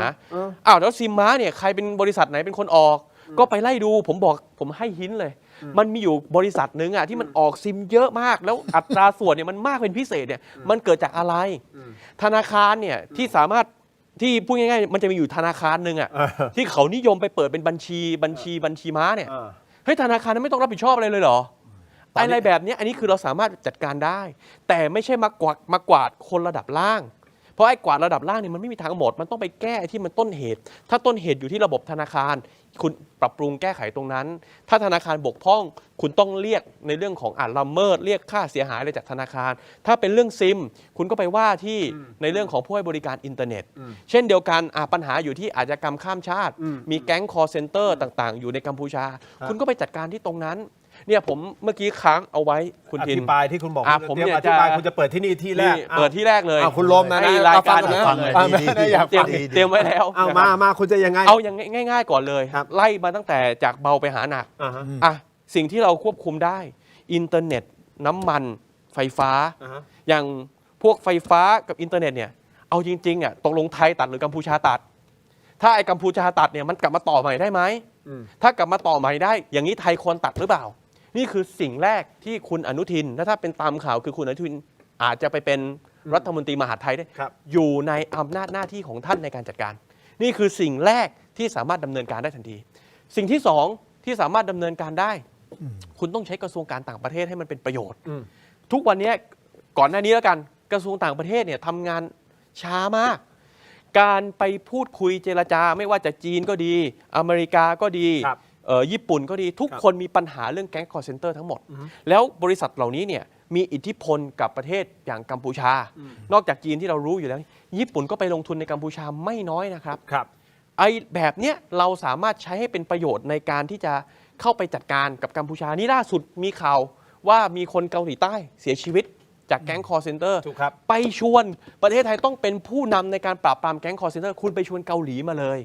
ตั้งโต๊ะเจรจาพูดคุยเลยประเทศไทยนั่งหัวโต๊ะพูดคุยเลยว่าเราอยากจะปราบปรามแก๊งคอร์เซ็นเตอร์เนี่ยคุณประเทศต่างๆช่วยประเทศไทยยังไงได้บ้างไทยก็โดนคุณก็โดนคุณก็โดนคุณก็โดนมาร่วมมือกันโดนทั้งโลกแล้วประเทศไทยเนี่ยอยู่ในจุดที่สำคัญเพราะเรามีพรมแดนติดกับกัมพูชาถ้าประเทศไทยเอาด้วยในการปราบปรามในเรื่องนี้เนี่ยแก๊งคอร์เซ็นเตอร์เนี่ยมันจะลดลงไปได้เยอะอันที่3สนามบินวันนี้แก๊งคอร์เซ็นเตอร์เริ่มบินจากสนามบินของประเทศไทยเนี่ยไปที่พนมเปญแล้วนั่งรถต่อกลไกยังไงทุกวันนี้คุณทินแค่เก็บไบโอเมตริกของเราเนี่ยวันนี้ลายเส้นยังหมดอายุอยู่เลยเนี่ยหมดอายุมาตั้งนานแล้วเนี่ยหมดอายุมาไม่ต่อลายเส้นนะไบโอเมตริกตั้งเป็นปีแล้วนะนี่ผมเดี๋ยวก่อนนะผมเพิ่งรู้ไอ้ไบโอเมตริกที่เก็บที่สนามบินปีแล้วนะหมดแล้วเหรอคุณทินเวลาออกนอกประเทศบอกงี้เลยคุณเนี่ยหรือประชาชนที่ดูอยู่ก็ได้นะขอดูหน้าจอหน่อยดูหน้าจอตม.มันจะขึ้นตัวแดงเลยว่าลายเส้นเนี่ยมันเต็มแล้วผมใช้ภาษาง่ายๆนะคือมันหมดอายุกับพูดง่ายๆมันไม่สามารถเก็บไบโอเมตริกเพิ่มได้แล้ว ดังนั้นการเข้าออกเนี่ยนะครับไม่มีการเก็บไบโอเมตริกถามว่ารออะไรกันอยู่ แล้วนี่พูดจริงใช่ไหม พูดจริงเนี่ยแบบเนี้ยมันต้องรีบจัดการหรือเปล่าเพื่อที่จะได้เก็บข้อมูลนะครับในเรื่องของอัตลักษณ์เนี่ยบุคคลเวลามันมีปัญหาอาชญากรรมมันจะได้พิสูจน์ได้ ทุกวันนี้เนี่ยเราเก็บเป็นภาพถ่ายเวลาบอกว่าเก็บเป็นภาพถ่ายเนี่ยเหมือนกับคุณทินถ่ายภาพอะใน iPhone อันนี้เราเก็บแบบนี้ แต่ถามว่าการพิสูจน์เพื่อยืนยันตัวตนน่ะว่าไอ้ลายนิ้วมือนี้มันเป็นของคนนี้เนี่ยระบบนี้เนี่ยมันเต็ม มันเป็นแบบนี้นี่คือปัญหาที่มันมีอยู่ ผมบอกได้เลยว่า เราไม่ได้เก็บข้อมูลไบโอเมตริกเนี่ยของนักท่องเที่ยวที่เข้าผ่านประเทศไทยเนี่ยและอาจจะรวมถึงไม่แน่ใจว่าอาจจะรวมถึงคนไทยบางส่วนด้วยหรือเปล่าเนี่ยไม่น้อยกว่า17 ล้านคนเป็นแบบนั้นนี่คือสภาพที่มันเป็นอยู่ดังนั้นเนี่ยผมกำลังบอกว่าถ้าเราจะแก้เนี่ยเราต้องแก้เนี่ยมีงานที่จะต้องจัดการICC อย่าเพิ่งชะงักกับเรื่อง ไบโอเมตริกนะแม้กระทั่ง ICC นะครับศาล ICC เนี่ยเฮ้ยคุณต้องเร่งแล้วในการที่จะเปิดปฏิบัติการศาลอาญาระหว่างประเทศอย่างน้อยเนี่ยมันต้องประกาศไหมบอกกับกัมพูชาว่าถ้าคุณไม่ปราบปรามแก๊งคอร์เซนเตอร์โดยเป็นปฏิบัติการร่วมนะยื่นคำขาดปฏิบัติการร่วมระหว่างไทยกัมพูชาไม่ใช่แบบทำที่ผ่านมาเนี่ยคุณไม่เคยจับระดับหัวได้เลยจับได้เต็มที่นะก็เป็นแมเนเจอร์ตัวเล็กๆจับได้เต็มที่ก็คือไปจับคนไทยที่ถูกหลอกไปอีกทีหนึ่งอ่ะเพื่อไปเป็นแก๊งคอร์เซนเตอร์แต่ไอ้บรรดาจีนเทาบรรดากัมพูชาเทาไม่มีใครต้องรับผิดชอบไอ้แบบนี้ไม่เอามันต้องเปิดปฏิบัติการร่วมดังนั้นเนี่ยถ้ากัมพูชายังทำแบบเดิมประเทศไทยเนี่ยเราต้องเปิดปฏิบัติการในการยื่น ICC เพื่อลากกัมพูชาเนี่ยขึ้น ICC ส่วนสุดท้ายที่สามารถทำได้ขยายผลเนี่ยออกยาทั้งหลายไม่ว่าจะเป็นเนี่ยก๊กอานที่เป็นสวใช่ไหมลียงพัฒน์อย่างเงี้ยหรือคนอื่นๆที่มันเกี่ยวข้องซึ่งเป็นฐานอำนาจของผู้มีอำนาจในพนมเปญเนี่ยเราต้องดูนะว่ามีทรัพย์สินในประเทศไทยไหมมีคนไทยเข้าไปเกี่ยวข้องไหมขยายให้มันชัดเจนตอนนี้ก๊กอานเงียบไปแล้วนะครับหมายความว่ายังไงเขาไม่กล้าขยายหรือเปล่าเพราะกลัวขยายตรงนี้แล้วเดี๋ยวเกี่ยวข้องกับคนไทยโดนขยายที่นู่นขยายในไทยที่คุณทินพูดมาขยายที่กัมพูชาไปโดนคนไทยที่กัมพูชาหรือเปล่าที่คุณทินพูดมามีประเด็นเพราะว่ามันก็มีบรรดาบิ๊กเนมของคนไทยไปลงทุนอยู่ในกัมพูชาเยอะแล้วเผลอๆก็ไม่ใช่ธุรกิจสีขาวเท่าไหร่หรอกอาจจะเทาหรือไม่ก็ดำด้วยมันก็มีผมยังตะลึงกับไบโอเมตริกอยู่นี่นะใช่คือนี่ไงพี่ถึงบอกไงมันเรื่องจริงเลยเป็นปีแล้วซึ่งที่พี่บอกไงถ้าเราสร้างเสริมความเข้มแข็งตรงนี้ไอ้พันธกิจข้อ3เนี่ยมันจะได้คำตอบแบบที่น้องโรมว่าเพราะมันจะรู้ว่ามีข้อจำกัดเพราะไอ้ภัยคุกคามที่เราจะต้องเผชิญณปัจจุบันและอนาคตนะชัดๆเลยที่เป็นความมั่นคงใหม่เนี่ยนะ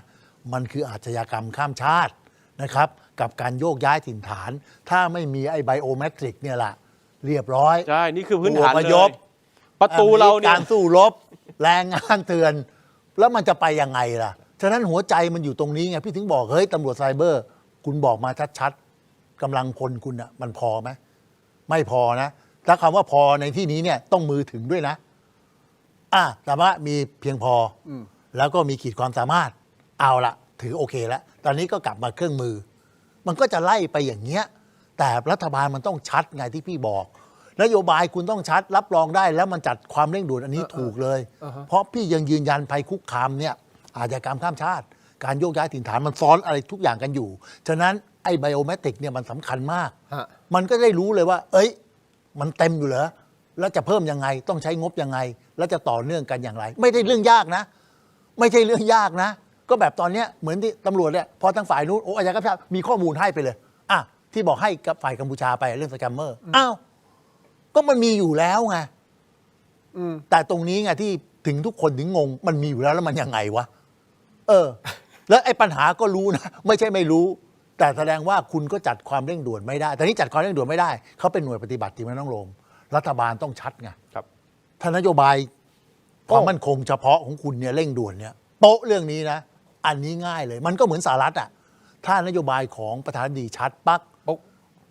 คำสั่งออเดอร์ของประธานาธิบดีมาตุ้มงบประมาณไล่ตามเลยเช่นเดียวกันทุกอย่างก็จะตามฉะนั้นรัฐบาลนี้สิ่งที่จะต้องประกาศคือนโยบายความมั่นคงเฉพาะเร่งด่วนก็คือเรื่องนี้แหละอย่างนี้นะฮะพอดีมีคุณผู้ชมที่เข้ามาอยู่ในไลน์ Open Chat ของเรานะครับแล้วก็ ส่งข้อความมาน่าสนใจเดี๋ยว ครับ จะลองอ่านนะฮะเดี๋ยวให้ทีมงานขึ้น QR code Line Open Chat หน่อยได้ไหมให้คุณผู้ชมที่ยังไม่ทราบนะฮะเรามี Line Open Chat ก็สามารถที่จะสแกน QR code มาพูดคุยกันนะครับท่านนี้นะฮะก็ใช้นามแฝงว่า AAA นะฮะ ครับ เขียนว่าเรื่องบัญชีม้าพูดง่ายนะท่านสสพูดเรียกคะแนนเชียวนะ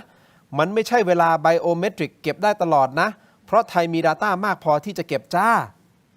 แล้วแท็กทีมถกไม่เถียงความหมายคือผมไม่แน่ใจความหมายเขากำลังจะบอกว่าเหมือนมันเก็บได้เพราะเรามี Data หมายถึงว่ามีพื้นที่มากพอในการเก็บ Data ของไบโอเมตริกอันนี้ที่ท่านนี้แย้งมาผมไม่แน่ใจว่าทำงานในหน่วยงานไหนหรือยังไงหรือเปล่าถึงได้มีข้อมูลนี้ก็เลยไม่แน่ใจว่า เฮ้ยไม่ยังยืนยันอยู่ก็สำนักงานตำรวจแห่งชาติมันเป็นคนรับผิดชอบอยู่อะ ก็คือไม่สามารถเก็บเพิ่มได้ ถูกต้อง มันเต็มแล้ว มันมี ผมเห็นด้วยตาผมเอง ใช่ ผมเพิ่งกลับจากต่างประเทศไม่นานเนี่ย อ๋อเหรอ แล้วพอดีเห็นเป็นโต๊ะของตมแล้วมันไม่มีคนนั่งอยู่เอ้ยลองชำเลืองดูดิมันก็ขึ้นตัวแดง ไบโอเมตริกลายเส้นมันเต็มอะ ใช่ อันนี้ แล้ว ผม ระ เห็ บ น บเนี้ย ตาถูกผมเองเลย ระบบ นี่พอดีท่านเสียแนวพูดเลยผมเลยยิ่ง ระบบ แบบไม่อ เนี่ อย กว่า นะมันทำ ไม่ ให้ ได้คุยกันมาก่อนนะ มันทำให้เกิดปัญหากับตำรวจผู้ใหญ่ด้วยนะ จริงไหมโรม เออ ไอ้เรื่องเนี้ย ใช่ เอาไปไล่ดูเถอะเบื้องหลังเนี่ยเห็นไหมมันกลับมาวนที่ตัวเราเองอะแต่ถ้ารัฐบาลชัดส่งคนมากำกับดูแลชัดพี่ถึงบอกอะการกำกับดูแลไม่ยากหรอก ให้พี่น้องประชาชนมามีส่วนร่วมมากๆแล้ว คุณทินอย่าเพิ่งอึ้งนาน เมื่อกี้เนี่ย ก็มี เพิ่ง คุณ อึ้งนาน ครูแอนนี่เนี่ย ครับ เขาก็บอกว่าเนี่ยไบโอเมตริกก็เสนอไปเป็นปีแล้วก็ยังไม่ยอมดำเนินการ คือจริง ๆ ตอนเอาจริง ๆ เรื่องไบโอเมตริกมันซับซ้อนเนาะมัน ใช่ มัน ต้ มี ยบ เรื่อง ซับซ้อน มันมีเรื่องของผลประโยชน์เข้ามาเกี่ยวมันมีเรื่องของใครจะได้อะไรตรงเนี้ยแต่สุดท้ายเนี่ย ทำไมผมไม่สะพายเลยพอบอกว่ามีเรื่องผลประโยชน์เข้ามาเกี่ยวเนี่ยทำไมผมรู้สึกไม่สะพายเลยกับคำพูดเนี้ย ครับ สุดท้ายยังไงฮะ แต่สุดท้ายเนี่ยไม่ว่าผลประโยชน์จะไปตกที่ใครเนี่ย อ่า แต่ไอ้ด้วยความล่าช้าของเรื่องไบโอเมตริกที่มันไม่มีความชัดเจนเนี่ยมันทำให้ผลกระทบเนี่ยมันจะเกิดขึ้นต่อประชาชนทั้งหมดเพราะมันหมายความว่าเกราะชั้นแรกสุดอะในการที่เราจะเก็บฐานข้อมูลเนี่ยมันมีปัญหา แล้วเมื่อมันมีปัญหามันทำให้เวลาที่เรามีปัญหาอาชญากรรมอะเราจะไม่สามารถแก้ได้ มันถึงมีข่าวไงครับคุณทินว่าไอ้พวกตัวเอทั้งหลายที่เป็นแก๊งคอร์เซนเตอร์เนี่ยเวลาเขาไปหาเงินเขาก็ไปกบดานอยู่กัมพูชาไปกบดานอยู่เมียนมาแต่เวลาเขาได้เงินมาแล้วเนี่ยแล้วเขาจะใช้เงินเนี่ยเขาจะมาใช้ที่ประเทศไทยนะครับเขาก็มามีอสังหาริมทรัพย์ในประเทศไทยผ่านโนมินีต่างๆเขาก็จะเอาเงินเหล่านี้มาใช้อย่างสนุกสนานในประเทศไทยเพราะประเทศไทยเนี่ยมันขึ้นชื่อเรื่องความบันเทิงมันเป็นประเทศที่มาเที่ยวแล้วสนุกเขาก็จะเอาหอบเงินเหล่านี้มาใช้ในประเทศไทยทั้งนั้นแหละดังนั้นเนี่ยตำรวจก็จะไม่มีความสามารถในการที่จะไปจับพวกนี้ได้ เพราะส่วนหนึ่งก็คือคุณจะไปเอาข้อมูลจากไหนมาจับอ่ะก็ในเมื่อแค่ชั้นแรกสุดไบโอเมตริกคุณยังไม่มีเลย แล้วบางทีก็เจ็บช้ำเหมือนกันนะเงินบางส่วนมันก็มาจากเงินพ่อแม่พี่น้องประชาชนคนไทยกัน อันนั้น100%ไม่ใช่มาจากไหนคือ100% นึกออกไหม นั่นแหละ คือคุณป้าคุณลุงคุณน้าที่อาจจะโดนไป 5,000 โดนไป 3,000 โดนไป 200,000 โดนไป1 ล้านโดนไป3 ล้าน เงินเหล่านี้แหละครับ มาปนเปื้อคนพวกเนี้ยแล้วกลับมาแล้วมาใช้ในประเทศเรา มันก็คือเงินของพวกคนไทยทั้งหมดเนี่ยที่โดนหลอกไปอ่ะแล้ว คุณทินเดี๋ยวผมมีอีกนะเดี๋ยวอยากจะต่อเรื่องรั้ว นี่คืออภิปรายจบยัง เรื่องรั้วเนี่ยก็มีประเด็นเรื่องที่ว่าจะต้องเพิ่มในเรื่องของ อาจจะเรียกว่าความสามารถในเชิงความปลอดภัยของประเทศอะคือผมบอกคอนเซปต์อย่างนี้ถ้าชายแดนปลอดภัยเนี่ยประชาชนที่เหลือของประเทศปลอดภัย โอเค แต่ทีนี้เนี่ยมันก็มีข้อวิจารณ์เยอะว่าเฮ้ยถ้าเราจะทำให้ชายแดนปลอดภัยเนี่ยต้องสร้างรั้วผมถามคุณทินอย่างนี้ได้ไหม ว่า ที่บ้านมีรั้วไหม มี กล้องวงจรปิดไหม มี ทำไมไม่มีแค่รั้ว ทำไมไม่มีแค่รั้วมันก็มีรั้วมันก็ป้องกันได้แล้วนี่โจรมันก็ไปปีนรั้วไม่เป็นหรอก เวลาผมไปมันก็ปีนอยู่ดีแหละ ถูกไหม นจะปีนอ่ะ ผมกำลังจะบอกว่าอะไร วันนี้ถ้าเราไปดูตามแนวชายแดนเนี่ยคนจำนวนมากที่วิพากษ์วิจารณ์ทั้งผมแล้วก็เรื่องรั้วเนี่ยเขาไม่เข้าใจ คือผมกำลังจะบอกว่าตามแนวชายแดนปัจจุบันเนี่ยมันมีบางจุดผมยกตัวอย่างเช่น ในพื้นที่สระแก้วเนี่ยที่ข้ามไปปอยเปรตเนี่ยบางจุดมีรั้ว ครับ แล้วรู้ไหมว่าจุดที่มีรั้วตรงนั้นเนี่ยเป็นจุดที่แก๊งคอร์เซนเตอร์ใช้ในการผ่าน ใช่ แปลว่าอะไร มันแปลว่าอะไรก็แปลว่าแสดงว่ารั้วเนี่ยมันไม่ได้กันได้100% โอเค เนาะมันอาจจะเพิ่มความลำบาก รั้วสูงชัดเจนเลย มันอาจจะ เดี๋ยวให้ท่านเดี๋ยวให้ เนาะ ท่านพูด แต่ผมกำลังจะบอกว่าวันนี้ถ้าเราอยากจะทำให้ชายแดนมันปลอดภัยจริงๆเนี่ย อันนี้มันอาจจะไม่ใช่แค่คุณอนุทินแล้ว มันอาจจะเป็นโจทย์ของรัฐบาลหน้าด้วย ก็คือยาวๆอ่ะ คุณต้องมีเทคโนโลยี คุณต้องมีกล้อง คุณต้องมีอุปกรณ์ที่มันทันสมัยในการที่จะมั่นใจว่าต่อไปนี้สิ่งอะไรก็แล้ว แต่ที่มันผ่านชายแดนเนี่ยมันจะต้องถูกเก็บข้อมูลและรู้ได้ แล้วถ้าเกิดว่ามันมีการบกพร่อง เช่น เจ้าหน้าที่ไปรับสวยเฮ้ยทำไมคุณปล่อยให้มันมีการข้ามผ่านไปผ่านมาได้อะคุณรู้อยู่แล้วว่าตรงนี้เป็นจุดผ่านแล้วคุณยังปล่อยให้มันมีการผ่านแสดงว่าคุณรับสวย คุณปฏิบัติหน้าที่ไม่ชอบ คุณก็เล่นงานเจ้าหน้าที่นี้ได้ ขณะเดียวกันถ้ามันมีการแอบลักข้ามเนี่ยเรารู้ใช่ไหมล่ะว่ามันมีแอบลักข้ามเนี่ยเราก็สั่งการตั้งแต่ส่วนกลางเนี่ยไปในพื้นที่บอกให้มึงจัดการเลยเนี่ยคือวิธีการในการจัดการมันเหมือนกับคุณทินมีกล้องวงจรปิดอยู่ที่บ้านมี motion detector พอมันมีคนแอบลักลอบเข้ามาปุ๊บมันขึ้นเตือนผ่านมือถือรู้ได้ทันทีว่าเฮ้ยเนี่ยมันมีการแอบลักลอบนะคุณทินก็สามารถที่จะบอกเฮ้ยอาจจะโทรไปหาเพื่อนบ้านอาจจะโทรไปหาคน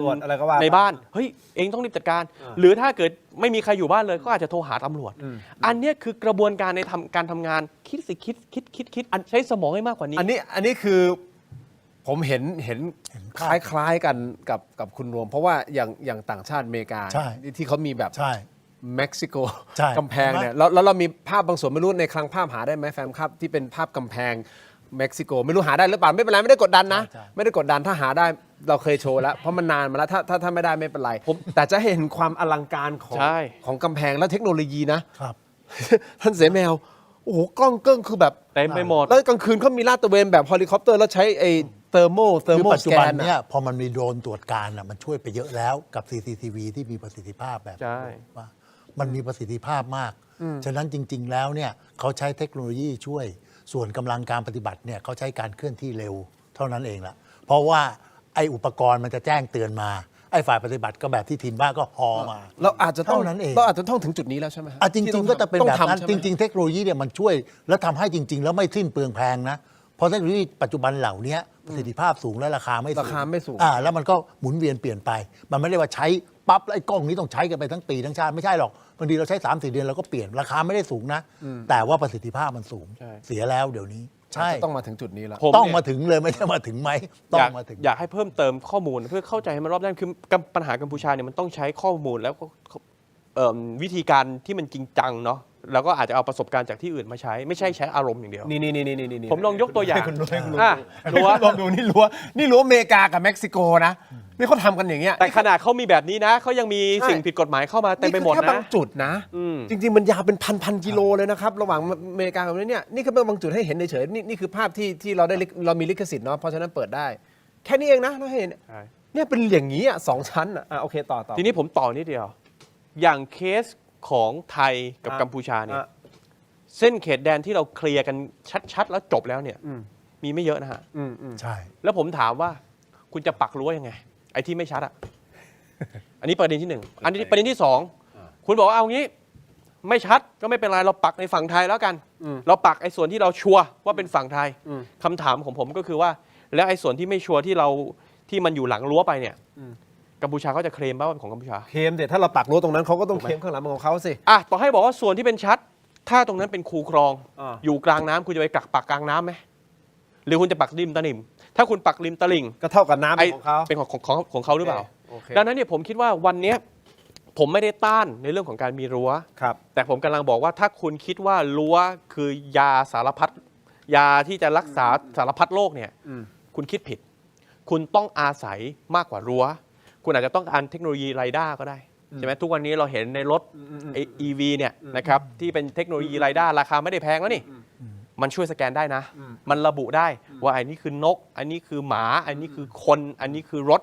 มันสามารถทำได้ดังนั้นเนี่ยผมคิดว่าวันนี้เรามาอยู่ในยุคสมัยที่มันมีเทคโนโลยีหลายอย่างเนี่ยผมอยากให้ไม่ใช่แค่รัฐบาลที่จะถึงนี้เนาะรัฐบาลนี้4 เดือนอาจจะสั้นไปนะครับซึ่งควรจะสั้นนะกำลังจะถามประเด็นนี้เดี๋ยวได้ถามแน่นอนแต่รัฐบาลหน้าเนี่ยผมคิดว่าเป็นโจทย์ใหญ่ที่จะต้องลงทุนกับเรื่องชายแดนให้มีความเข้มแข็งแล้วก็ทำเอาเทคโนโลยีต่างๆเนี่ยมาใช้แล้วไม่ได้ใช้แค่เฉพาะฝั่งกัมพูชาใช้ทั่วประเทศวันนี้ยาเสพติดเนี่ยนอกจากมาจากฝั่งเมียนมาเยอะแล้วเนี่ยฝั่งลาวเนี่ยเข้ามาที่ประเทศไทยเนี่ยเยอะมากๆ เทคโนโลยีเหล่านี้จะแก้ปัญหาสารพัดปัญหาที่เรามีอยู่ตามแนวชายแดน เซแมว ครับ ในมุมของทหาร อดีตเลขาสมช ครับ มันต้องไปอย่างนี้แล้ว ใช่ถูกต้อง พี่ แล้วมัน ถึ จะ งบอกว่า แก้ปัญหาได้ไหม การที่จะแก้ปัญหาเบื้องต้นคือรัฐบาลแบบที่โรมว่า ฉะนั้นรัฐบาลต้องออกนโยบายความมั่นคง เฉพาะเร่งด่วน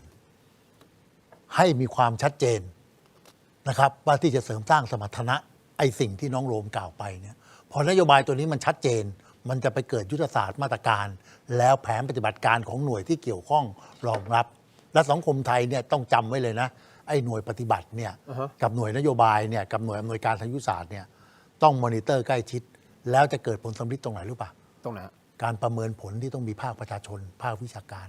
จำไว้เลย ให้มีภาคประชาชนและภาควิชาการ ทุกสมการในเรื่องประเด็นความมั่นคง ต้องมีประชาชนอยู่ในสมการก่อนชัดเจน อันนี้นะครับแล้วไปจบปลายทางที่ผลประโยชน์ของประเทศชาติส่วนรวมใช่ไหมแต่มันจะเกิดประสิทธิภาพตรงไหนป่ะให้เกิดการประเมินและตรวจสอบได้โดยภาคประชาชน ภาควิชาการ อันนั้น perfect ภาคประชาสังคมรับรองเพอร์เฟกแล้วไม่ได้ช้านะเพราะพี่ยืนยันว่าเรายังยึดหลักในการสร้างภูมิคุ้มกันตัวเองพึ่งพาตนเอง ปัจจุบันนี้คนไทยเราเนี่ยมีฝีไม้ลายมือเหมือนเรื่องโดรนน่ะพี่ถึงบอกเราก็ต้องมีจริงไหมพอเรามีเนี่ยต้องยอมรับนะคนไทยผลิตได้เองแล้วและมีประสิทธิภาพและอีกอย่างหนึ่งเนี่ยไอ้โดรนของเราเนี่ยมันไม่ถึงกับวิเศษแบบที่ไปแบบการยุทธในอิสราเอลหรืออิหร่านเพราะไอ้นั่นมันต้องบินไกลไอ้ของเรานี่มันตะเข็บชายแดนมันบินใกล้ฉะนั้นเราเนี่ยแล้วเราก็มีความร่วมมืออยู่แล้วฉะนั้นสถาบันเทคโนโลยีป้องกันประเทศของกระทรวงกลาโหมร่วมมือกับศูนย์หน่วยการสร้างอาวุธร่วมมือกับภาควิชาการมหาวิทยาลัยทางวิศวะต่างๆและมีสมาคมต่างๆอยู่แล้วพี่ยืนยันเลยไม่ได้เป็นความยุ่งยากเลยแทนที่จะซื้อลำละล้านเนี่ยมันเหลือลำไม่กี่แสนหรอกเพราะว่ามันมีสมรรถนะที่พอต่อการรับมือของเราแล้ว ได้ครับ ใช่ครับ ถ้าอย่างนี้ผมถามต่อนะฮะ ครับ 4 เดือนที่คุณอนุทิน ครับ สัญญากับพรรคประชาชน ครับ ไว้ว่าต้องยุบสภา ครับ แสดงว่านโยบายที่บอกว่าต้องเข้มแข็งออกมาจากรัฐบาลควรจะมาจากรัฐบาลของคุณอนุทินไหม ประกาศทันทีเลยนี่แหละที่พอเป็น แล้ว รั ประ ฐ กาศ บาล ทันที และแถลง ปุ๊บรัฐ น บาล โยบายเลย รัฐบาลต่อมาต้องงับต่อใช่ไหม ถูกต้องเพราะอันนี้มันเป็นนโยบายความมั่นคงเร่งด่วนโดยสภาความมั่นคงนั่นแหละคุณเจ้าของตำนานเจ้าของที่จะต้องวางไว้แนวปั๊บฉะนั้นรัฐบาลเปลี่ยนยังไงเนี่ยฝ่ายประจำมันอยู่นี่ใช่ไหมครับดังนั้นยุทธศาสตร์มันก็จะรองรับ แผนงานมันก็จะรองรับพอมันเปิดหัวแล้วเนี่ยมันบังคับวิถีต้องเดินต่อใช่ไหมดังนั้นเนี่ยเรื่องที่สำคัญที่สุดเนี่ยเทคโนโลยีในการตรวจการอุปกรณ์ตรวจการเนี่ยสำคัญมากแล้วก็ไอ้ไบโอกราฟีเนี่ยสำคัญมากไอ้ไบโอเมตริกเนี่ยสำคัญมาก แสดงว่าวันแถลงนโยบายของ ครับ คุณอนุทินชาญวิรุฬกูล ครับ นี่คือหนึ่งในหัวข้อที่เซฟ ต้องมีเลย จับตาอยู่ใช่ไหม ใช่ ว่าเฮ้ย เพราะถ้าคุณมีอันเนี้ย กัมพูชาจะเอา คุณ ยังไง บอกมีนโยบายในการเสริมสร้างความเข้มแข็ง โอเค อย่างสมบูรณ์แบบต่อการสถาปนาความมั่นคงในพื้นที่ชายแดน ต่อการปฏิบัติตามภารกิจ 1 2 3 4 ตรงนี้แหละไอ้กองทัพเองเนี่ยเฮ้ยไอ้เรื่องปฏิบัติการพิเศษก็คือการไปแทรกซึมการตรวจการของคุณเนี่ยเทคโนโลยีว่ายังไงกำลังพอไหมใช่ไหมพอมาจัดระเบียบความมั่นคงชายแดนปราบปรามอาชญากรรมข้ามชาติเฮ้ยตำรวจว่าไงมหาดไทยว่าไงกรมนว่าไงสมชว่าไง โอ้นี่ท้าทายเหมือนกันนะ มันท้า ท้าทาย มันไม่ได้ยาก ท้าทายนะ แต่ว่าแต่รัฐบาลมันต้องเด็ดขาดไงพอมันชี้แจงแบบนี้พอออกนโยบายแบบนี้แล้วอธิบายเป็นฉากแบบพี่นะประชาชนเข้าใจ พอประชาชนเข้าใจประชาชนจะจ้องแล้วจะจ้องแล้วหมายัง อย่าว่าแต่ประชาชนจะจ้อง พรรคประชาชนก็จ้อง นะ ฝ่ายค้านก็จ้อง อยู่ กัน แล้ว แต่อย่าลืม อ่า ถ้าสมมติเกิดในรัฐบาลของคุณอนุทินประกาศเสร็จปุ๊บเนี่ย ครับ รัฐบาลต่อไปไม่รู้จะเป็นใครก็แล้ว ครับ แต่เขาต้องมีผลผูกพันในการ ถูกต้อง สนับสนุนต่อไปนะ พอ ไม่ใช่มาถึงเวลาก็มานั่งแก้อีก ใช่ไหมครับเพราะนโยบายตรงนั้นมันจะออกมาปั้งเลย กี่ปี โอเคว าระของมัน งั้นผมสรุปอย่างนี้ได้ไหมฮะ ปิดด่านไปก่อนช่วงนี้ กดดันกัมพูชาไปเรื่อยๆ เดินสาย 4 พันธกิจไป และให้กัมพูชาสุดท้ายต้องกลับมาหาแล้วบอกเฮ้ยผมพร้อมเจรจา ใช่เพราะพอ ต้อ สิ่ ง ง อย่าง ธุ นั้ ร น กิจ ใช่ไหม เราเข้มแข็งปั๊บเราจะตีแตกเลยเฮ้ยแสดงว่าเราลดขีดความสามารถได้เฮ้ยเราประเมินแล้วว่ากัมพูชาไม่ใช่ภัยคุกคามเว้ยควบคุมได้เราก็เดินต่อเลย แล้วประ ไม่ เทศ งั้นเราไม่มีจะอะไรเป็นตัวชี้วัดนะไปบอกเขาเฮ้ยเขาบอกว่าไปบอกว่าเขาไม่เป็นภัยคุกคามแล้วอะไรล่ะอะไรเป็นตัวบอกถ้า4 ภารกิจนี้มันเข้มแข็งมันเป็นตัวบอกมันเพิ่มขีดความสามารถฝ่ายเราลดขีดความสามารถฝ่ายตรงข้าม แล้วก็ประเมินออกว่าเฮ้ยไม่เป็นภัยคุกคามต่อเราแล้ว มันต้องมีตัวชี้วัดตัวนี้ใช่ครับผม คุณผู้ชมครับ มีผลสำรวจของซูเปอร์โพลเอาภาพขึ้นมาหน่อยได้ไหมครับ เรื่องการเปิดปิดด่านนี่แหละครับพบว่า160ของประชาชนที่เข้ามาทำโพลนี่นะฮะมองว่าการเปิดด่านจะทำร้ายจิตใจคนไทยนะฮะแล้วก็ทำลายศักดิ์ศรีคนไทยซูเปอร์โพลนะฮะเพราะยังไม่พร้อมคืนดีหรือให้อภัยในประเด็นทางประวัติศาสตร์และความสัมพันธ์2 ประเทศ ก็คือเอางี้ดีกว่า ความหมายคือของโพลนี้นะฮะเท่ากับว่าคนที่เข้ามาบอกว่าเฮ้ยยังไม่พร้อมเปิดเนี่ยก็เท่ากับว่ายอมอดดีกว่ายอมเสียศักดิ์ศรีโดยประมาณนะฮะอันนี้คืออนุมานเอานะครับเพราะฉะนั้นประเด็นเรื่องของไทยกัมพูชาก็ยังเป็นประเด็นสำคัญของประเทศนี้นะฮะแล้วก็ต้องรอดูต่อไปว่าการแถลงนโยบายของคุณอนุทินในครั้งต่อไปเนี่ยจะมีประเด็นนี้ออกมาเข้มข้นขนาดไหนซึ่งคุณโรมก็พร้อมที่จะอภิปรายในประเด็นนี้แน่นอนนะฮะคุณผู้ชมครับเอาละเรื่องของไทยกัมพูชาผมขอพักตรงนี้ไว้ก่อนนะฮะแต่อยากให้คุณผู้ชมโหวตกันเข้ามาก่อนต่อเนื่องนะครับคุณอยากให้เราทำอะไรประเทศไทยทำอะไรคือเปิดด่านหรือปิดด่านโหวตกันเข้ามาหน่อยตอนนี้โหวตเข้ามา 8,500 กว่าโหวตแล้วนะฮะขอสัก10,000 โหวตได้ไหมฮะวันนี้อยากรู้เหลือเกินนะครับว่าคุณผู้ชมคิดเห็นอย่างไรกับการเปิดปิดด่านณตอนนี้นะครับและแน่นอน Line Open Chat ของเรานะครับสแกน QR Code เข้ามาร่วมมาเป็นครอบครัวเดียวกันกับถกไม่เถียงนี่นะครับแล้วก็สามารถที่จะแสดงความคิดเห็นเข้ามาต่อเนื่องซึ่งหลายท่านแสดงความคิดเห็นเข้ามาทางด้านของ YouTube แล้วนะครับคอมเมนต์แล้วใน Facebook ก็มีด้วยนะฮะ Line Open Chat ก็สามารถต่อเนื่องได้นะฮะคุณโบมีอะไรไหมครับ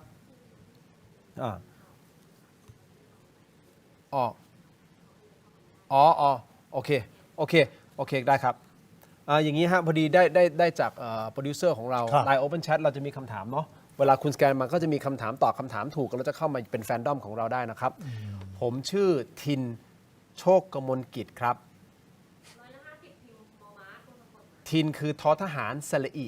นอนหนูครับถ้าท่านสะกดผิดไม่เป็นไรครับสแกนเข้ามาใหม่นะครับแล้วตอบคำถามใหม่นะครับผมชื่อทินนี่ฮะนี่คืออย่างเงี้ยนี่ฮะสะกดตามนี้เลยครับผมถึงว่าแคนดิเดตนายกตอนพรรคก้าวไกลไม่ได้หน้าตาแบบนี้นะฮะนั่นมันทิมนั่นมันคุณทิมพิธาลิ้มเจริญรัตน์ไม่ใช่ผมนะครับเอาละเดี๋ยวเราพักเรื่องของไทยกัมพูชาผมขออนุญาตแวะมาที่กรณีของคุณทักษิณนิดนึงนะคุณผู้ชมครับอย่างนี้ฮะเอาละตอนนี้ก็ยังไม่มีชื่อใช่ไหมว่าที่รัฐมนตรีว่าการกระทรวงยุติธรรมยังไม่มีใช่ไหมก็ยังแบบยังไม่มีอย่างเป็นทางการนะคุณผู้ชมครับน่าจะเป็นหนึ่งในชื่อท้ายๆหรือเปล่าไม่แน่ใจนะครับว่าไม่รู้จะ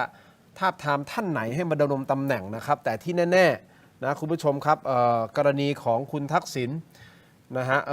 มันมีระเบียบอันนึงนะครับซึ่งถูกทำขึ้นในยุคของคุณทวีสอดส่องนะครับ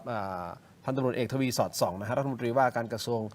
ยุติธรรมนะครับก็มีการประกาศใช้เมื่อเดือนมีนาคมที่ผ่านมาเองใช่ไหมคุณโรมกำหนดสถานที่คุมขังไว้กว้างขวางนิดหนึ่งความหมายคือถ้าใครที่เขาเรียกว่าอะไรนะเข้าเงื่อนไขนะคุณโรมใช่ไหมเสมาเข้าเงื่อนไขก็สามารถที่จะไปอยู่ในสถานที่อยู่อาศัยเขียนแค่นี้นะ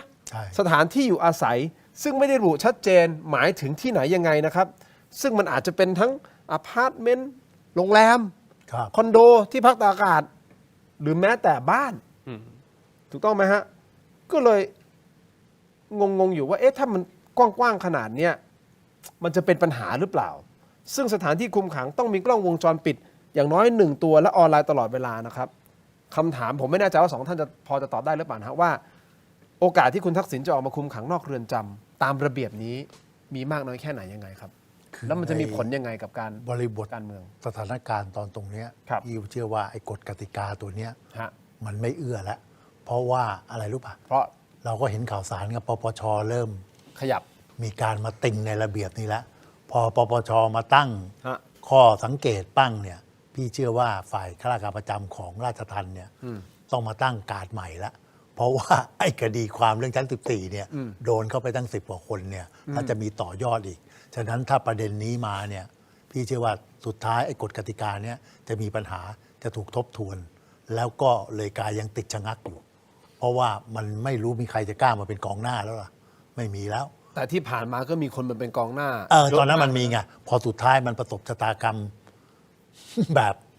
รันทดอ่ะจริงไหมฉะนั้นณตรงนี้แล้วพอปปชเข้ามาเปิดหัวอย่างนี้แล้วใครจะไปต่อล่ะดังนั้นมันก็ต้องมาคิดหนักอ่ะถ้าจะออกกฎกติกายังไงอ่ะไม่ง่ายหรอกสุดท้ายเสียเวลาอีกยาวนานใช่ครับเพราะฉะนั้นท่านก็ต้องคงอยู่ในเรือนจำครบปีอย่างนี้ก็ต้องตามคำสั่งของตามคำสั่งของศาลฎีกานักการเมืองก็ต้องว่าไปตามนั้นซึ่งก็ไม่รู้นะเพราะในคำสั่งคำวินิจฉัยนั้นเนี่ยก็มีประเด็นอีกอ่ะว่าดีไม่ดีเกิดประเด็นใหม่คดีอาญามาต่อเนื่องเข้าไปอีกก็เลยเนี่ยมันเป็นวิบากกรรมอ่ะที่เราฟังดูแล้วเนี่ยไม่ใช่เรื่องง่ายแล้วจริงๆเนี่ยคน12คนที่ถูกล้อจ่ออยู่เนี่ยเห็นก็บอกจากคำวินิจฉัยคำสั่งของศาลเนี่ยมันจะกลายมีเพิ่มไปอีกจาก12อีก 12 นี่คือรวมถึงอธิบดีกรมราชทัณฑ์ นั่นแหละครับ ผบ นั่น เรื แห อน ละครับ จำพิเศษกรุงเทพแพทย์ ใช่ ใหญ่ ครับ โรงพยาบาลตำรวจ นั่นแหละ นะ ครั ฮะ บ ซึ่งปปชกำลังตรวจสอบ ใช่ 12 ท่านนี้นะ ใช่เพราะตรง เบื้องต้นก่อนนะ ไม่ได้ยุ่งยากเลย เพราะจากคำสั่งคำวินิจฉัยของศาลเนี่ยมันเป็น ตรงไปตรงมาเลย มันเห็นทิศทางอ่ะมันเอามาผนวกเพื่อเดินคดีต่อได้เลยจริงไหมและศาลตั้งต้นคือท่านตำรวจผู้ใหญ่2 ท่านนะแพทย์ใหญ่ทั้งหลายเนี่ยก็เป็นปัญหาอยู่แล้วใช่ไหมจากมติแพทยสภา แล้วตรงนี้พอคำวินิจฉัยคำสั่งออกมาเนี่ยสำนักงานตำรวจแห่งชาติก็ตั้งสอบข้อเท็จจริง ซึ่งไม่ได้ยุ่งยากเพราะว่ามันมาจากข้อเท็จจริงของคำสั่งคำวินิจฉัยศาลจริงไหมมันก็จะไปสู่เรื่องวินัย จากวินัยไม่พอโดน2 เร่งทั้งวินัยทั้งอาญาคู่ขนานอีก น่าจะเหนื่อย เพราะของปปชเนี่ยมันจบด้วยอาญาจริงไหม ฮะ ที่จะต้องไหลไปใช่ครับ คุณรวมไม่แน่ใจว่าคุณรวมพอจะแสดงความคิดเห็นในประเด็นนี้ได้มากน้อยแค่ไหน ครับ คือก็ต้องเรียนตามตรงนะครับว่า คือตอนที่เราเห็นประกาศฉบับนี้เราก็คงเดาได้ไม่ยากว่ามันก็คงมีความพยายามแหละที่อาจจะใช้ประกาศฉบับนี้เนี่ยในการที่อาจจะเป็นประโยชน์นะครับต่อคุณทักษิณ ครับ แต่ถ้าเรามองกันตามความเป็นจริงเนี่ยทั้งการทักท้วงของปปชทั้งสถานการณ์ที่มันเกิดขึ้นนะฮะ ครับ แล้วก็รวมไปถึงเมื่อเราอ่านในส่วนของคำพิพากษาของศาลเนี่ยนะครับผมว่ามันไปต่อยากจริงๆแล้วมันไม่ใช่แค่ไปต่อยากธรรมดานะครับเผื่อๆมีคดีความเพิ่มขึ้นอีก คุณทักษิณเองนะครับผมไม่ได้พูดแค่เฉพาะเจ้าหน้าที่เนาะเดี๋ยวเจ้าหน้าที่เนี่ยเดี๋ยวอีกกระทงหนึ่งเนาะแต่ว่าเอาเฉพาะในส่วนของคุณทักษิณเนี่ยเท่าที่ผมนั่งคิดเร็วๆนะครับไม่ว่าจะเป็นข้อหาในลักษณะของการสนับสนุนให้ปฏิบัติหน้าที่โดยไม่ชอบ ถ้าเราดูคำพิพากษาของศาลเนี่ยมันฟังดูเป็นแบบนั้นหรือแม้กระทั่งการให้ข้อมูลอันเป็นเท็จนะครับแจ้งข้อมูลอันเป็นเท็จกับเจ้าหน้าที่นะครับแล้วก็อาจจะรวมไปถึงอื่นๆอีกมากมายที่อาจจะโดนดังนั้นเนี่ยคุณทักษิณเนี่ยผมว่าอยู่ในสถานการณ์ที่ลำบากฝั่งเจ้าหน้าที่เองนะครับคำถามคือตอนนี้คนที่เกี่ยวข้องกับขบวนการชั้น 14เนี่ยเอาจริงๆมันอาจจะไม่ได้เฉพาะจำนวนที่เราเห็นอยู่ตอนนี้นะครับเอาผมเอาง่ายๆโรงพยาบาลตำรวจผบ.ตำรวจไม่ต้องรับผิดชอบเลยเหรอผบ.ตำรวจเนี่ยไม่ได้มีหน้าที่ในการที่จะเข้าไปป้องกันไม่ให้เกิดการละเมิดกฎหมายเลยเหรอทั้งที่สังคมวิพากษ์วิจารณ์กันอย่างหนักหน่วงในเรื่องนี้เนี่ยผมว่าแม้กระทั่งผบ.ตรเนี่ยเผลอๆอาจจะซวยไปด้วยแม้กระทั่งคุณทวีสอดส่องก็ต้องพูดกันตรงไปตรงมาว่าในฐานะรัฐมนตรียุติธรรมในเวลานั้นเนี่ยนะครับถึงแม้ว่าตอนขาเข้าเนี่ยที่คุณทักษิณเข้าไปแล้วไปอยู่สักประมาณ10 กว่าชั่วโมงแล้วก็ได้ออกมาเนี่ยแล้วไปอยู่โรงพยาบาลตำรวจเนี่ยอาจจะไม่ใช่ยุคสมัยของคุณทวีแต่ถามว่าในช่วงเวลาที่มันคาบเกี่ยวของคุณทวีซึ่งเป็นช่วงเวลาที่นานมากๆเนี่ยไม่มีการดำเนินการอะไรเพื่อทำให้มันไม่เกิดการละเมิดกฎหมายเลยเนี่ยคุณทวีจะไม่ต้องรับผิดชอบทางกฎหมายใดๆเลยหรือผมคิดว่าคงเป็นเรื่องประหลาดดังนั้นเนี่ยตอนนี้ยังตอบไม่ได้ว่าคนที่เกี่ยวข้องกับขบวนการเรื่องชั้น 14เนี่ยเผลอๆจะโดนกันกี่คนผมเลยค่อนข้างประเมินนะครับว่าเจ้าหน้าที่เนี่ยไม่น่าจะกล้าที่จะอาศัยระเบียบใดๆนะครับที่จะอาจจะเรียกว่าช่วยคุณทักษิณด้วยซ้ำไปนะครับนี่ยังไม่นับว่าในความเป็นจริงนะครับไอ้ตัวระเบียบเนี้ยที่ออกมาเนี่ยนะครับในปีนี้เนี่ยถ้าเราไปดูเนี่ยมันยังไม่เคยมีใครได้ประโยชน์เลยแล้วอยู่ๆนะครับทางคุณทักษิณจะมาได้ก่อนนะครับผมก็ไม่ค่อยแน่ใจนะครับว่าทางราชทัณฑ์จะกล้าทำแบบนั้นนะครับเพราะมันอาจจะทำให้เกิดคำถามที่ตามมาว่าตกลงเนี่ยคุณจะใช้ระเบียบนี้กับประชาชนทั่วไปจริงๆหรือเปล่าหรือว่าคุณแค่ต้องการช่วยคุณทักษิณนะครับอันนี้มันก็อาจจะกลายเป็นประเด็นที่มันนำไปสู่การถกเถียงกันต่อไปดังนั้นเนี่ยผมคิดว่าเรื่องนี้คุณทักษิณเดินไม่ง่ายนะครับอาจจะมีความพยายามในการโยนหินถามทางอะไรก็แล้วแต่ผมคิดว่าด้วยหลายๆอย่างเนี่ยนะครับไม่ง่ายจริงๆนะครับในการที่คุณทักษิณจะอยู่ๆได้รับการปล่อยตัวแล้วก็อาจจะเรียกว่าไปจำคุกนอกสถานที่อาจจะเป็นที่บ้านหรือคอนโดเนี่ยคงไม่ใช่เรื่องที่เกิดขึ้นได้ง่ายนะครับแต่ระเบียบในลักษณะแบบนี้ออกมาก็ต้องคำนึงถึงประโยชน์กับประชาชนเป็นหลักก่อนถูกต้องไหมครับไม่ได้เจาะจงว่าต้องให้เพื่อใครบุกใครความเสมอภาคใช่นั่นคืออย่างนั้น เพียงแต่ว่าตอนนี้ก็ยังไม่รู้ว่าได้ใช้กฎระเบียบนี้กับใครแล้วคือเท่าที่ผมเช็คเนี่ยยังไม่ได้มีใครได้เลยนะฮะยังไม่มีใครได้เลยดังนั้นเนี่ยอยู่ๆถ้าเกิดสมมุติว่าอยู่ๆคุณทักษิณได้เป็นคนแรกอย่างเงี้ยมันก็อาจจะเกิดคำถามว่าตกลงระเบียบนี้มันเกิดมาอาจจะไม่เข้าเงื่อนไขไงโอ้ไม่มีใครเข้าเงื่อนไขเลยยกเว้นคุณทักษิณผมไม่ทราบผมว่ามันก็อาจจะเป็นเรื่องที่ไม่ค่อยผมเชื่อว่าสังคมจะไม่เชื่อ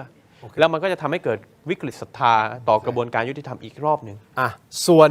สังคมจะเชื่อหรือไม่เชื่อนี่คุณโรมคิดว่าสังคมน่าจะไม่ ผม เชื่อประเมินว่าน่าจะไม่เชื่อ แต่ประเด็นนี้ฮะสังคมเชื่อหรือไม่ ผมอยากจะให้คุณผู้ชมมาฟังผมกันนิดนึงในประเด็นนี้เสียแมวด้วยกับคุณโรมด้วยนะครับคุณเซนโพสต์เมื่อ1 ชั่วโมงก่อน ครับ มาดูนะว่าเขาโพสต์ว่าอะไร แล้วเราแปลแล้วนะ เราใช้เครื่องมือในการแปลโพสต์มาเขียนอย่างนี้นะครับคุณเซนบอกว่าผมเพิ่งเห็นข่าวที่ระบุว่าท่านทักษิณมีทรัพย์สินอยู่ในกัมพูชาและทางการกัมพูชากำลังเตรียมอายัดทรัพย์สินเหล่านั้นแม้ว่าผมกับท่านทักษิณจะเคยมีปัญหากันแต่ผมก็ต้องรับผิดชอบในการรักษาความซื่อสัตย์และศักดิ์ศรีของท่านทักษิณเอาไว้ทั้งท่านทักษิณและท่านยิ่งลักษณ์ไม่มีทรัพย์สินหรือธุรกิจใดๆในกัมพูชาเลยเมื่อท่านทักษิณหรือท่านยิ่งลักษณ์มาเยือนกัมพูชาพวกเขาก็ใช้รถของผมเสมอซึ่งเป็นเครื่องยืนยันชัดเจนว่าท่านทักษิณไม่มีทรัพย์สินใดๆในกัมพูชาทั้งสิ้นผมขอชี้แจงเพิ่มเติมว่าท่านทักษิณกับผมไม่เคยหารือเรื่องการทำธุรกิจเพื่อผลประโยชน์ส่วนตัวหรือครอบครัวเลยหากข้อมูลนี้มาจากกัมพูชาผมขอให้หยุดการกระทำดังกล่าวในทันทีเพราะชาติของเราต้องรักษาศักดิ์ศรีไว้และไม่ควรโกหกปั้นเรื่องหรือสร้างเรื่องเท็จที่บิดเบือนความจริงหากเรื่องนี้มาจากประเทศไทยก็ขอให้เป็นหน้าที่ของทางการไทยจัดการไปนี่คือคำแปลสรุปง่ายๆฮุนเซนออกมาปฏิเสธข่าวลือที่ว่าอดีตนายกทักษิณชินวัตรมีทรัพย์สินในกัมพูชาโดยยืนยันว่าข่าวนี้เป็นเรื่องไม่จริงและไม่เคยมีการพูดคุยเรื่องธุรกิจระหว่างกันคุณผู้ชมเชื่อหรือไม่ เอาแค่นี้เชื่อหรือไม่คนที่ชมไลฟ์อยู่ตอนนี้ครับถ้าคุณเชื่อสมเด็จฮุนเซนว่าสมเด็จฮุนเซนพูดจริงให้พิมพ์อะไรดี1ไหมถ้าไม่เชื่อให้พิมพ์2ดีไหมเชื่อให้พิมพ์1ไม่เชื่อพิมพ์2เข้ามาในคอมเมนต์หน่อยรวมถึง Open Chat ของเราด้วยนะฮะ Line Open Chat ผมอยากรู้เหลือเกิน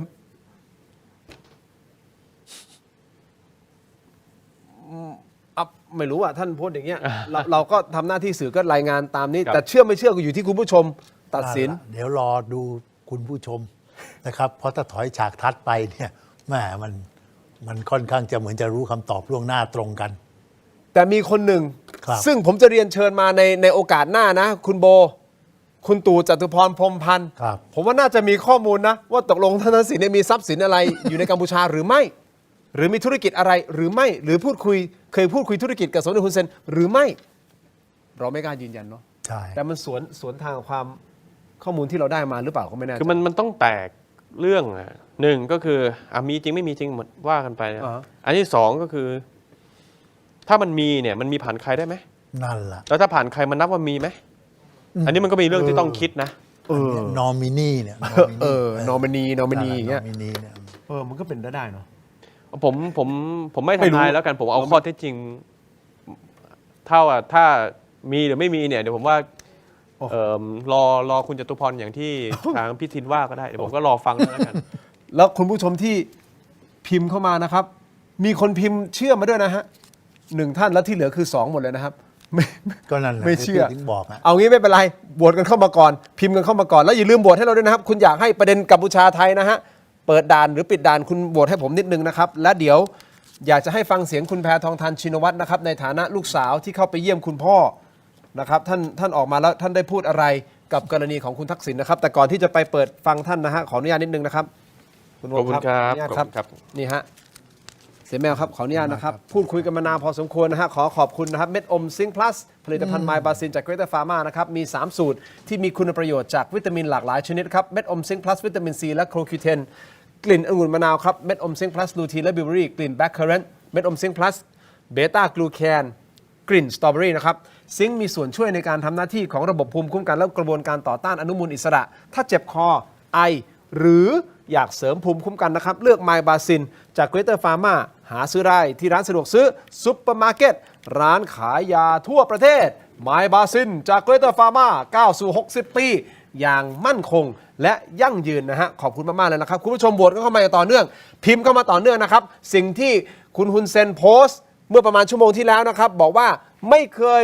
ทำธุรกิจคุยธุรกิจกับคุณทักษิณกับคุณยิ่งรักษณ์เลยแล้วไม่มีทรัพย์สินของคุณทักษิณเลยคุณยิ่งรักษณ์อยู่ในกัมพูชาเลยเชื่อหรือไม่เชื่อถ้าเชื่อพิมพ์1ถ้าไม่เชื่อพิมพ์2เข้ามานะครับนี่คือสิ่งที่สมเด็จฮุนเซนโพสต์เนี่ยฮะประมาณชั่วโมงที่แล้วนะครับคุณผู้ชมครับอยากจะฟังนะฮะว่าคุณผู้ชมคิดเห็นอย่างไรต่อกันเลยนะครับคุณผู้ชมครับนี่ฮะเสแมวครับขออนุญาตนะครับคุณรวมครับ ขอบคุณครับขอบ ข คุ อ ณ อนุญาตนะครับยาดมสมุนไพรตรามังกรทองสูตรดอกไม้หอมได้รับรางวัล Premium Herbal Products ผลิตภัณฑ์สมุนไพรคุณภาพปี 2568 ครับจากกรมการแพทย์แผนไทยและการแพทย์ทางเลือกนะครับบรรเทาการวิงเวียนศีรษะหอมเย็นชื่นใจจากอ้วยอันโอสถของดีนะครับขอบคุณมากๆเลยนะครับอ้วยอันโอสถนะครับผมขอเนี่ยต่อเลยนะฮะไหนๆก็ไหนๆแล้วนี่ชาร์จไฟกันหน่อยคุณใช้อยู่ใช่ไหมยุ่นเนี้ยอมรใช้อยู่นะเสแมวครับขออนุญาตนะครับนี่ฮะครับ อันนี้คือให้ด้วยเหรอฮะ ให้ฮะ มันเกิน 3,000 หรือเปล่า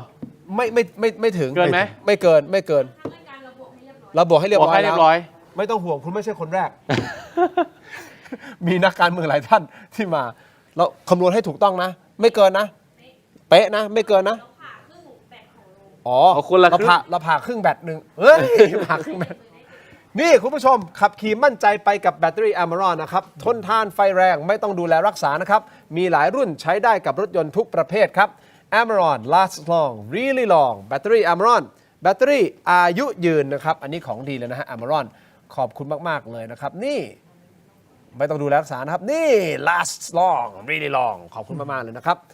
เราเติมไฟกันอย่างนี้นะฮะไปต่อกันที่เครื่องใช้ไฟฟ้าหน่อยครับคุณผู้ชมอยากจะแนะนำนะฮะสำหรับใครที่ใช้ชีวิตแบบ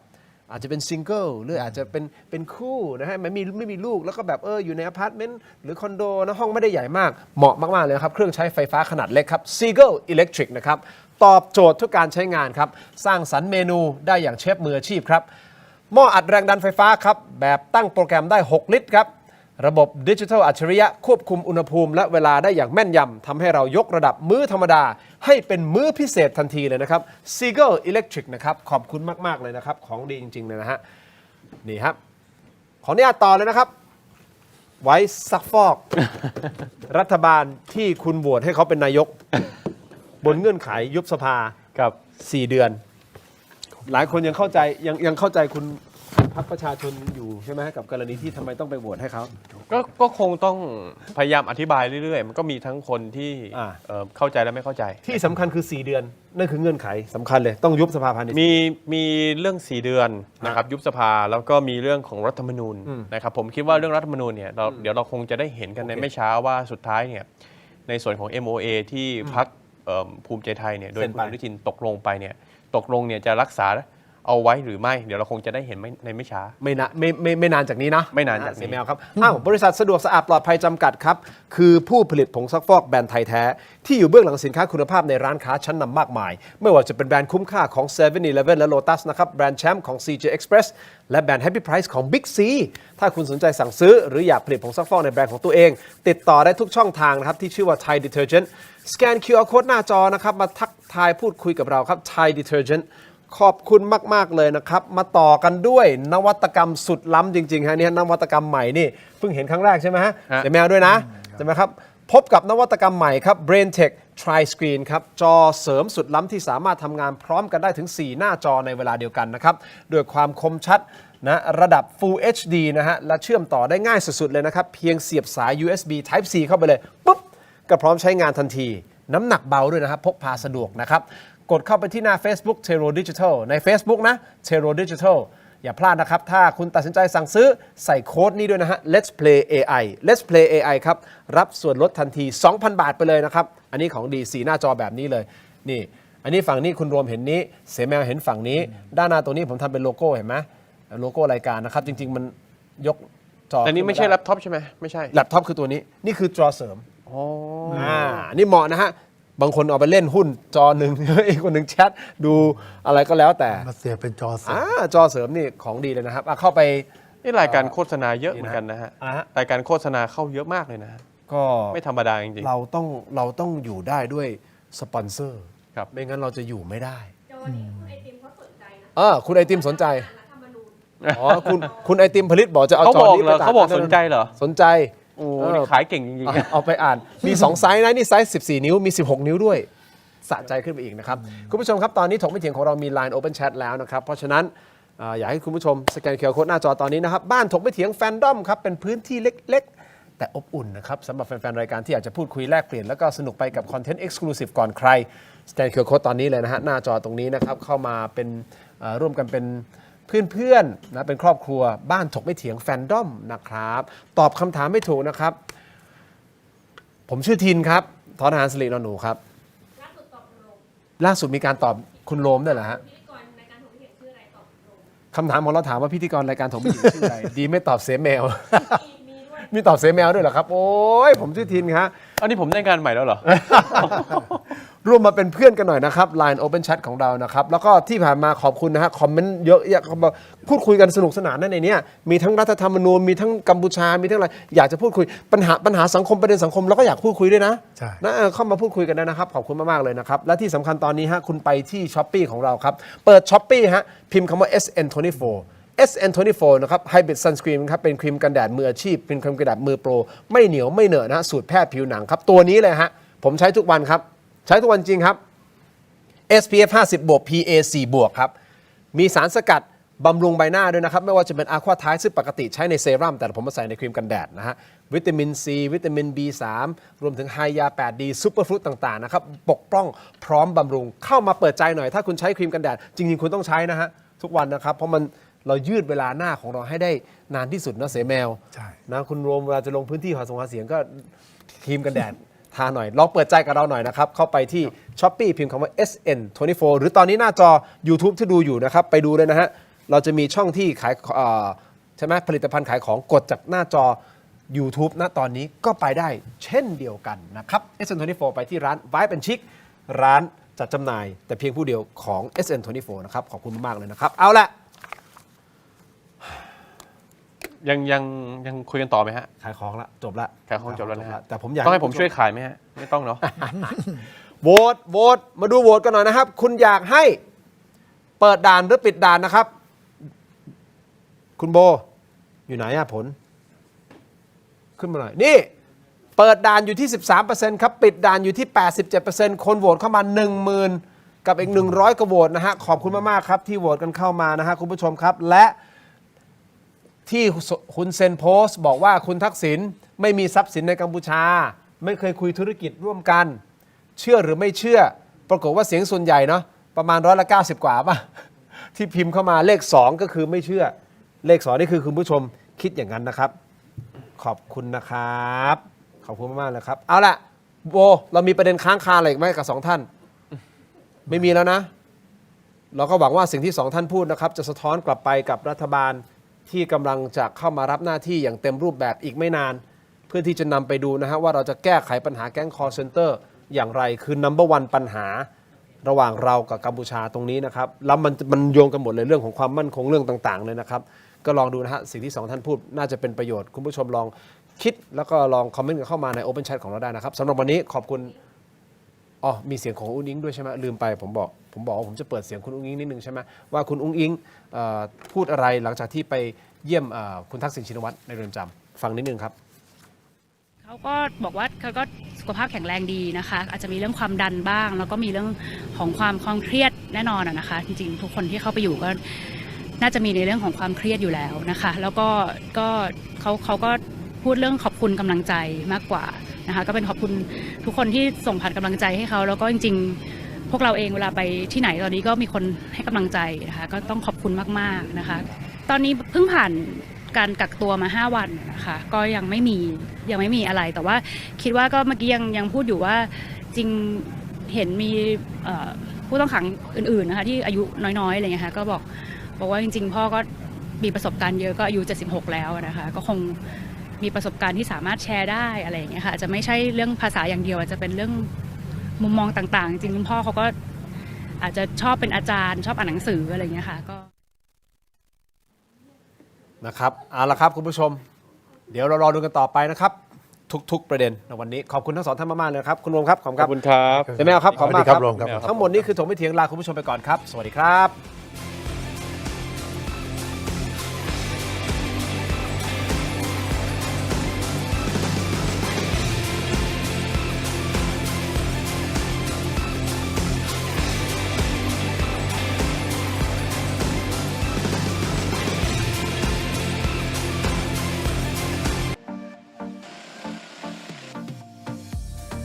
เดิมวัตถุดิบกุ้งเนี่ยในตำบลนี้มันล้นตลาดจะทำยังไงดีถึงจะให้สินค้าตัวนี้เราออกได้ลุงก็มาเปลี่ยนใหม่เปลี่ยนเป็นใส่น้ำตาลและกระทะน้ำจิ้มซีฟู้ดออกเค็มเปรี้ยวเผ็ดน่าจะติดตลาดแล้วก็ลองทำดูแล้วมันก็ติดจริงๆแต่ร้านเราเป็นร้านดั้งเดิมและมีน้ำจิ้มร้านเดียวที่เรามีน้ำจิ้มซีฟู้ดแถมให้ลูกค้าสั่งซื้อได้ที่ Thailand Postmart ตัวท็อปใกล้ไกลส่งให้ถึงมือเลยครับ มีคุณผู้ชมถามเข้ามามากมายนะครับว่าถกไม่เถียงมีวิธีการร้องทุกข์อย่างไร เรามีขั้นตอนง่ายๆ ดังต่อไปนี้ครับ เริ่มต้นจากสแกน QR Code นี้เลยครับ จากนั้นนะครับท่านก็เข้าสู่หน้า Inbox ของรายการถกไม่เถียงเพียงท่านกดคำว่าเริ่มต้นระบบอัตโนมัติจะส่งลิงก์ที่ทีมถกไม่เถียงสร้างขึ้นมาให้แก่ท่านนะครับรับรองว่าเป็นลิงก์ที่ปลอดภัยกดเข้าไปได้เลยครับเมื่อเข้าไปถึงหน้านี้นี่นะฮะแค่นี้นะครับท่านก็พิมพ์เรื่องราวร้องทุกข์มาได้เลยนะครับแต่ผมมีทริค3ข้อสำหรับการร้องทุกข์เข้ามาในรายการถกไม่เถียงนะครับ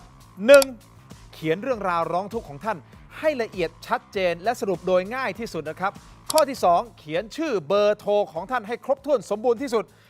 และข้อที่ 3 ถ้าท่านมีภาพคลิปวิดีโอกล้องวงจรปิดหรือหลักฐานต่างๆนะครับส่งเข้ามาที่อินบ็อกซ์ของเราได้เลยครับเพียงเท่านี้นะครับเรื่องราวร้องทุกข์ของท่านก็จะเข้าสู่ระบบหลังบ้านของถกไม่เถียงอย่างแน่นอนนะครับอย่าลืมนะครับเดือดร้อนไร้ที่พึ่งนึกถึงถกไม่เถียง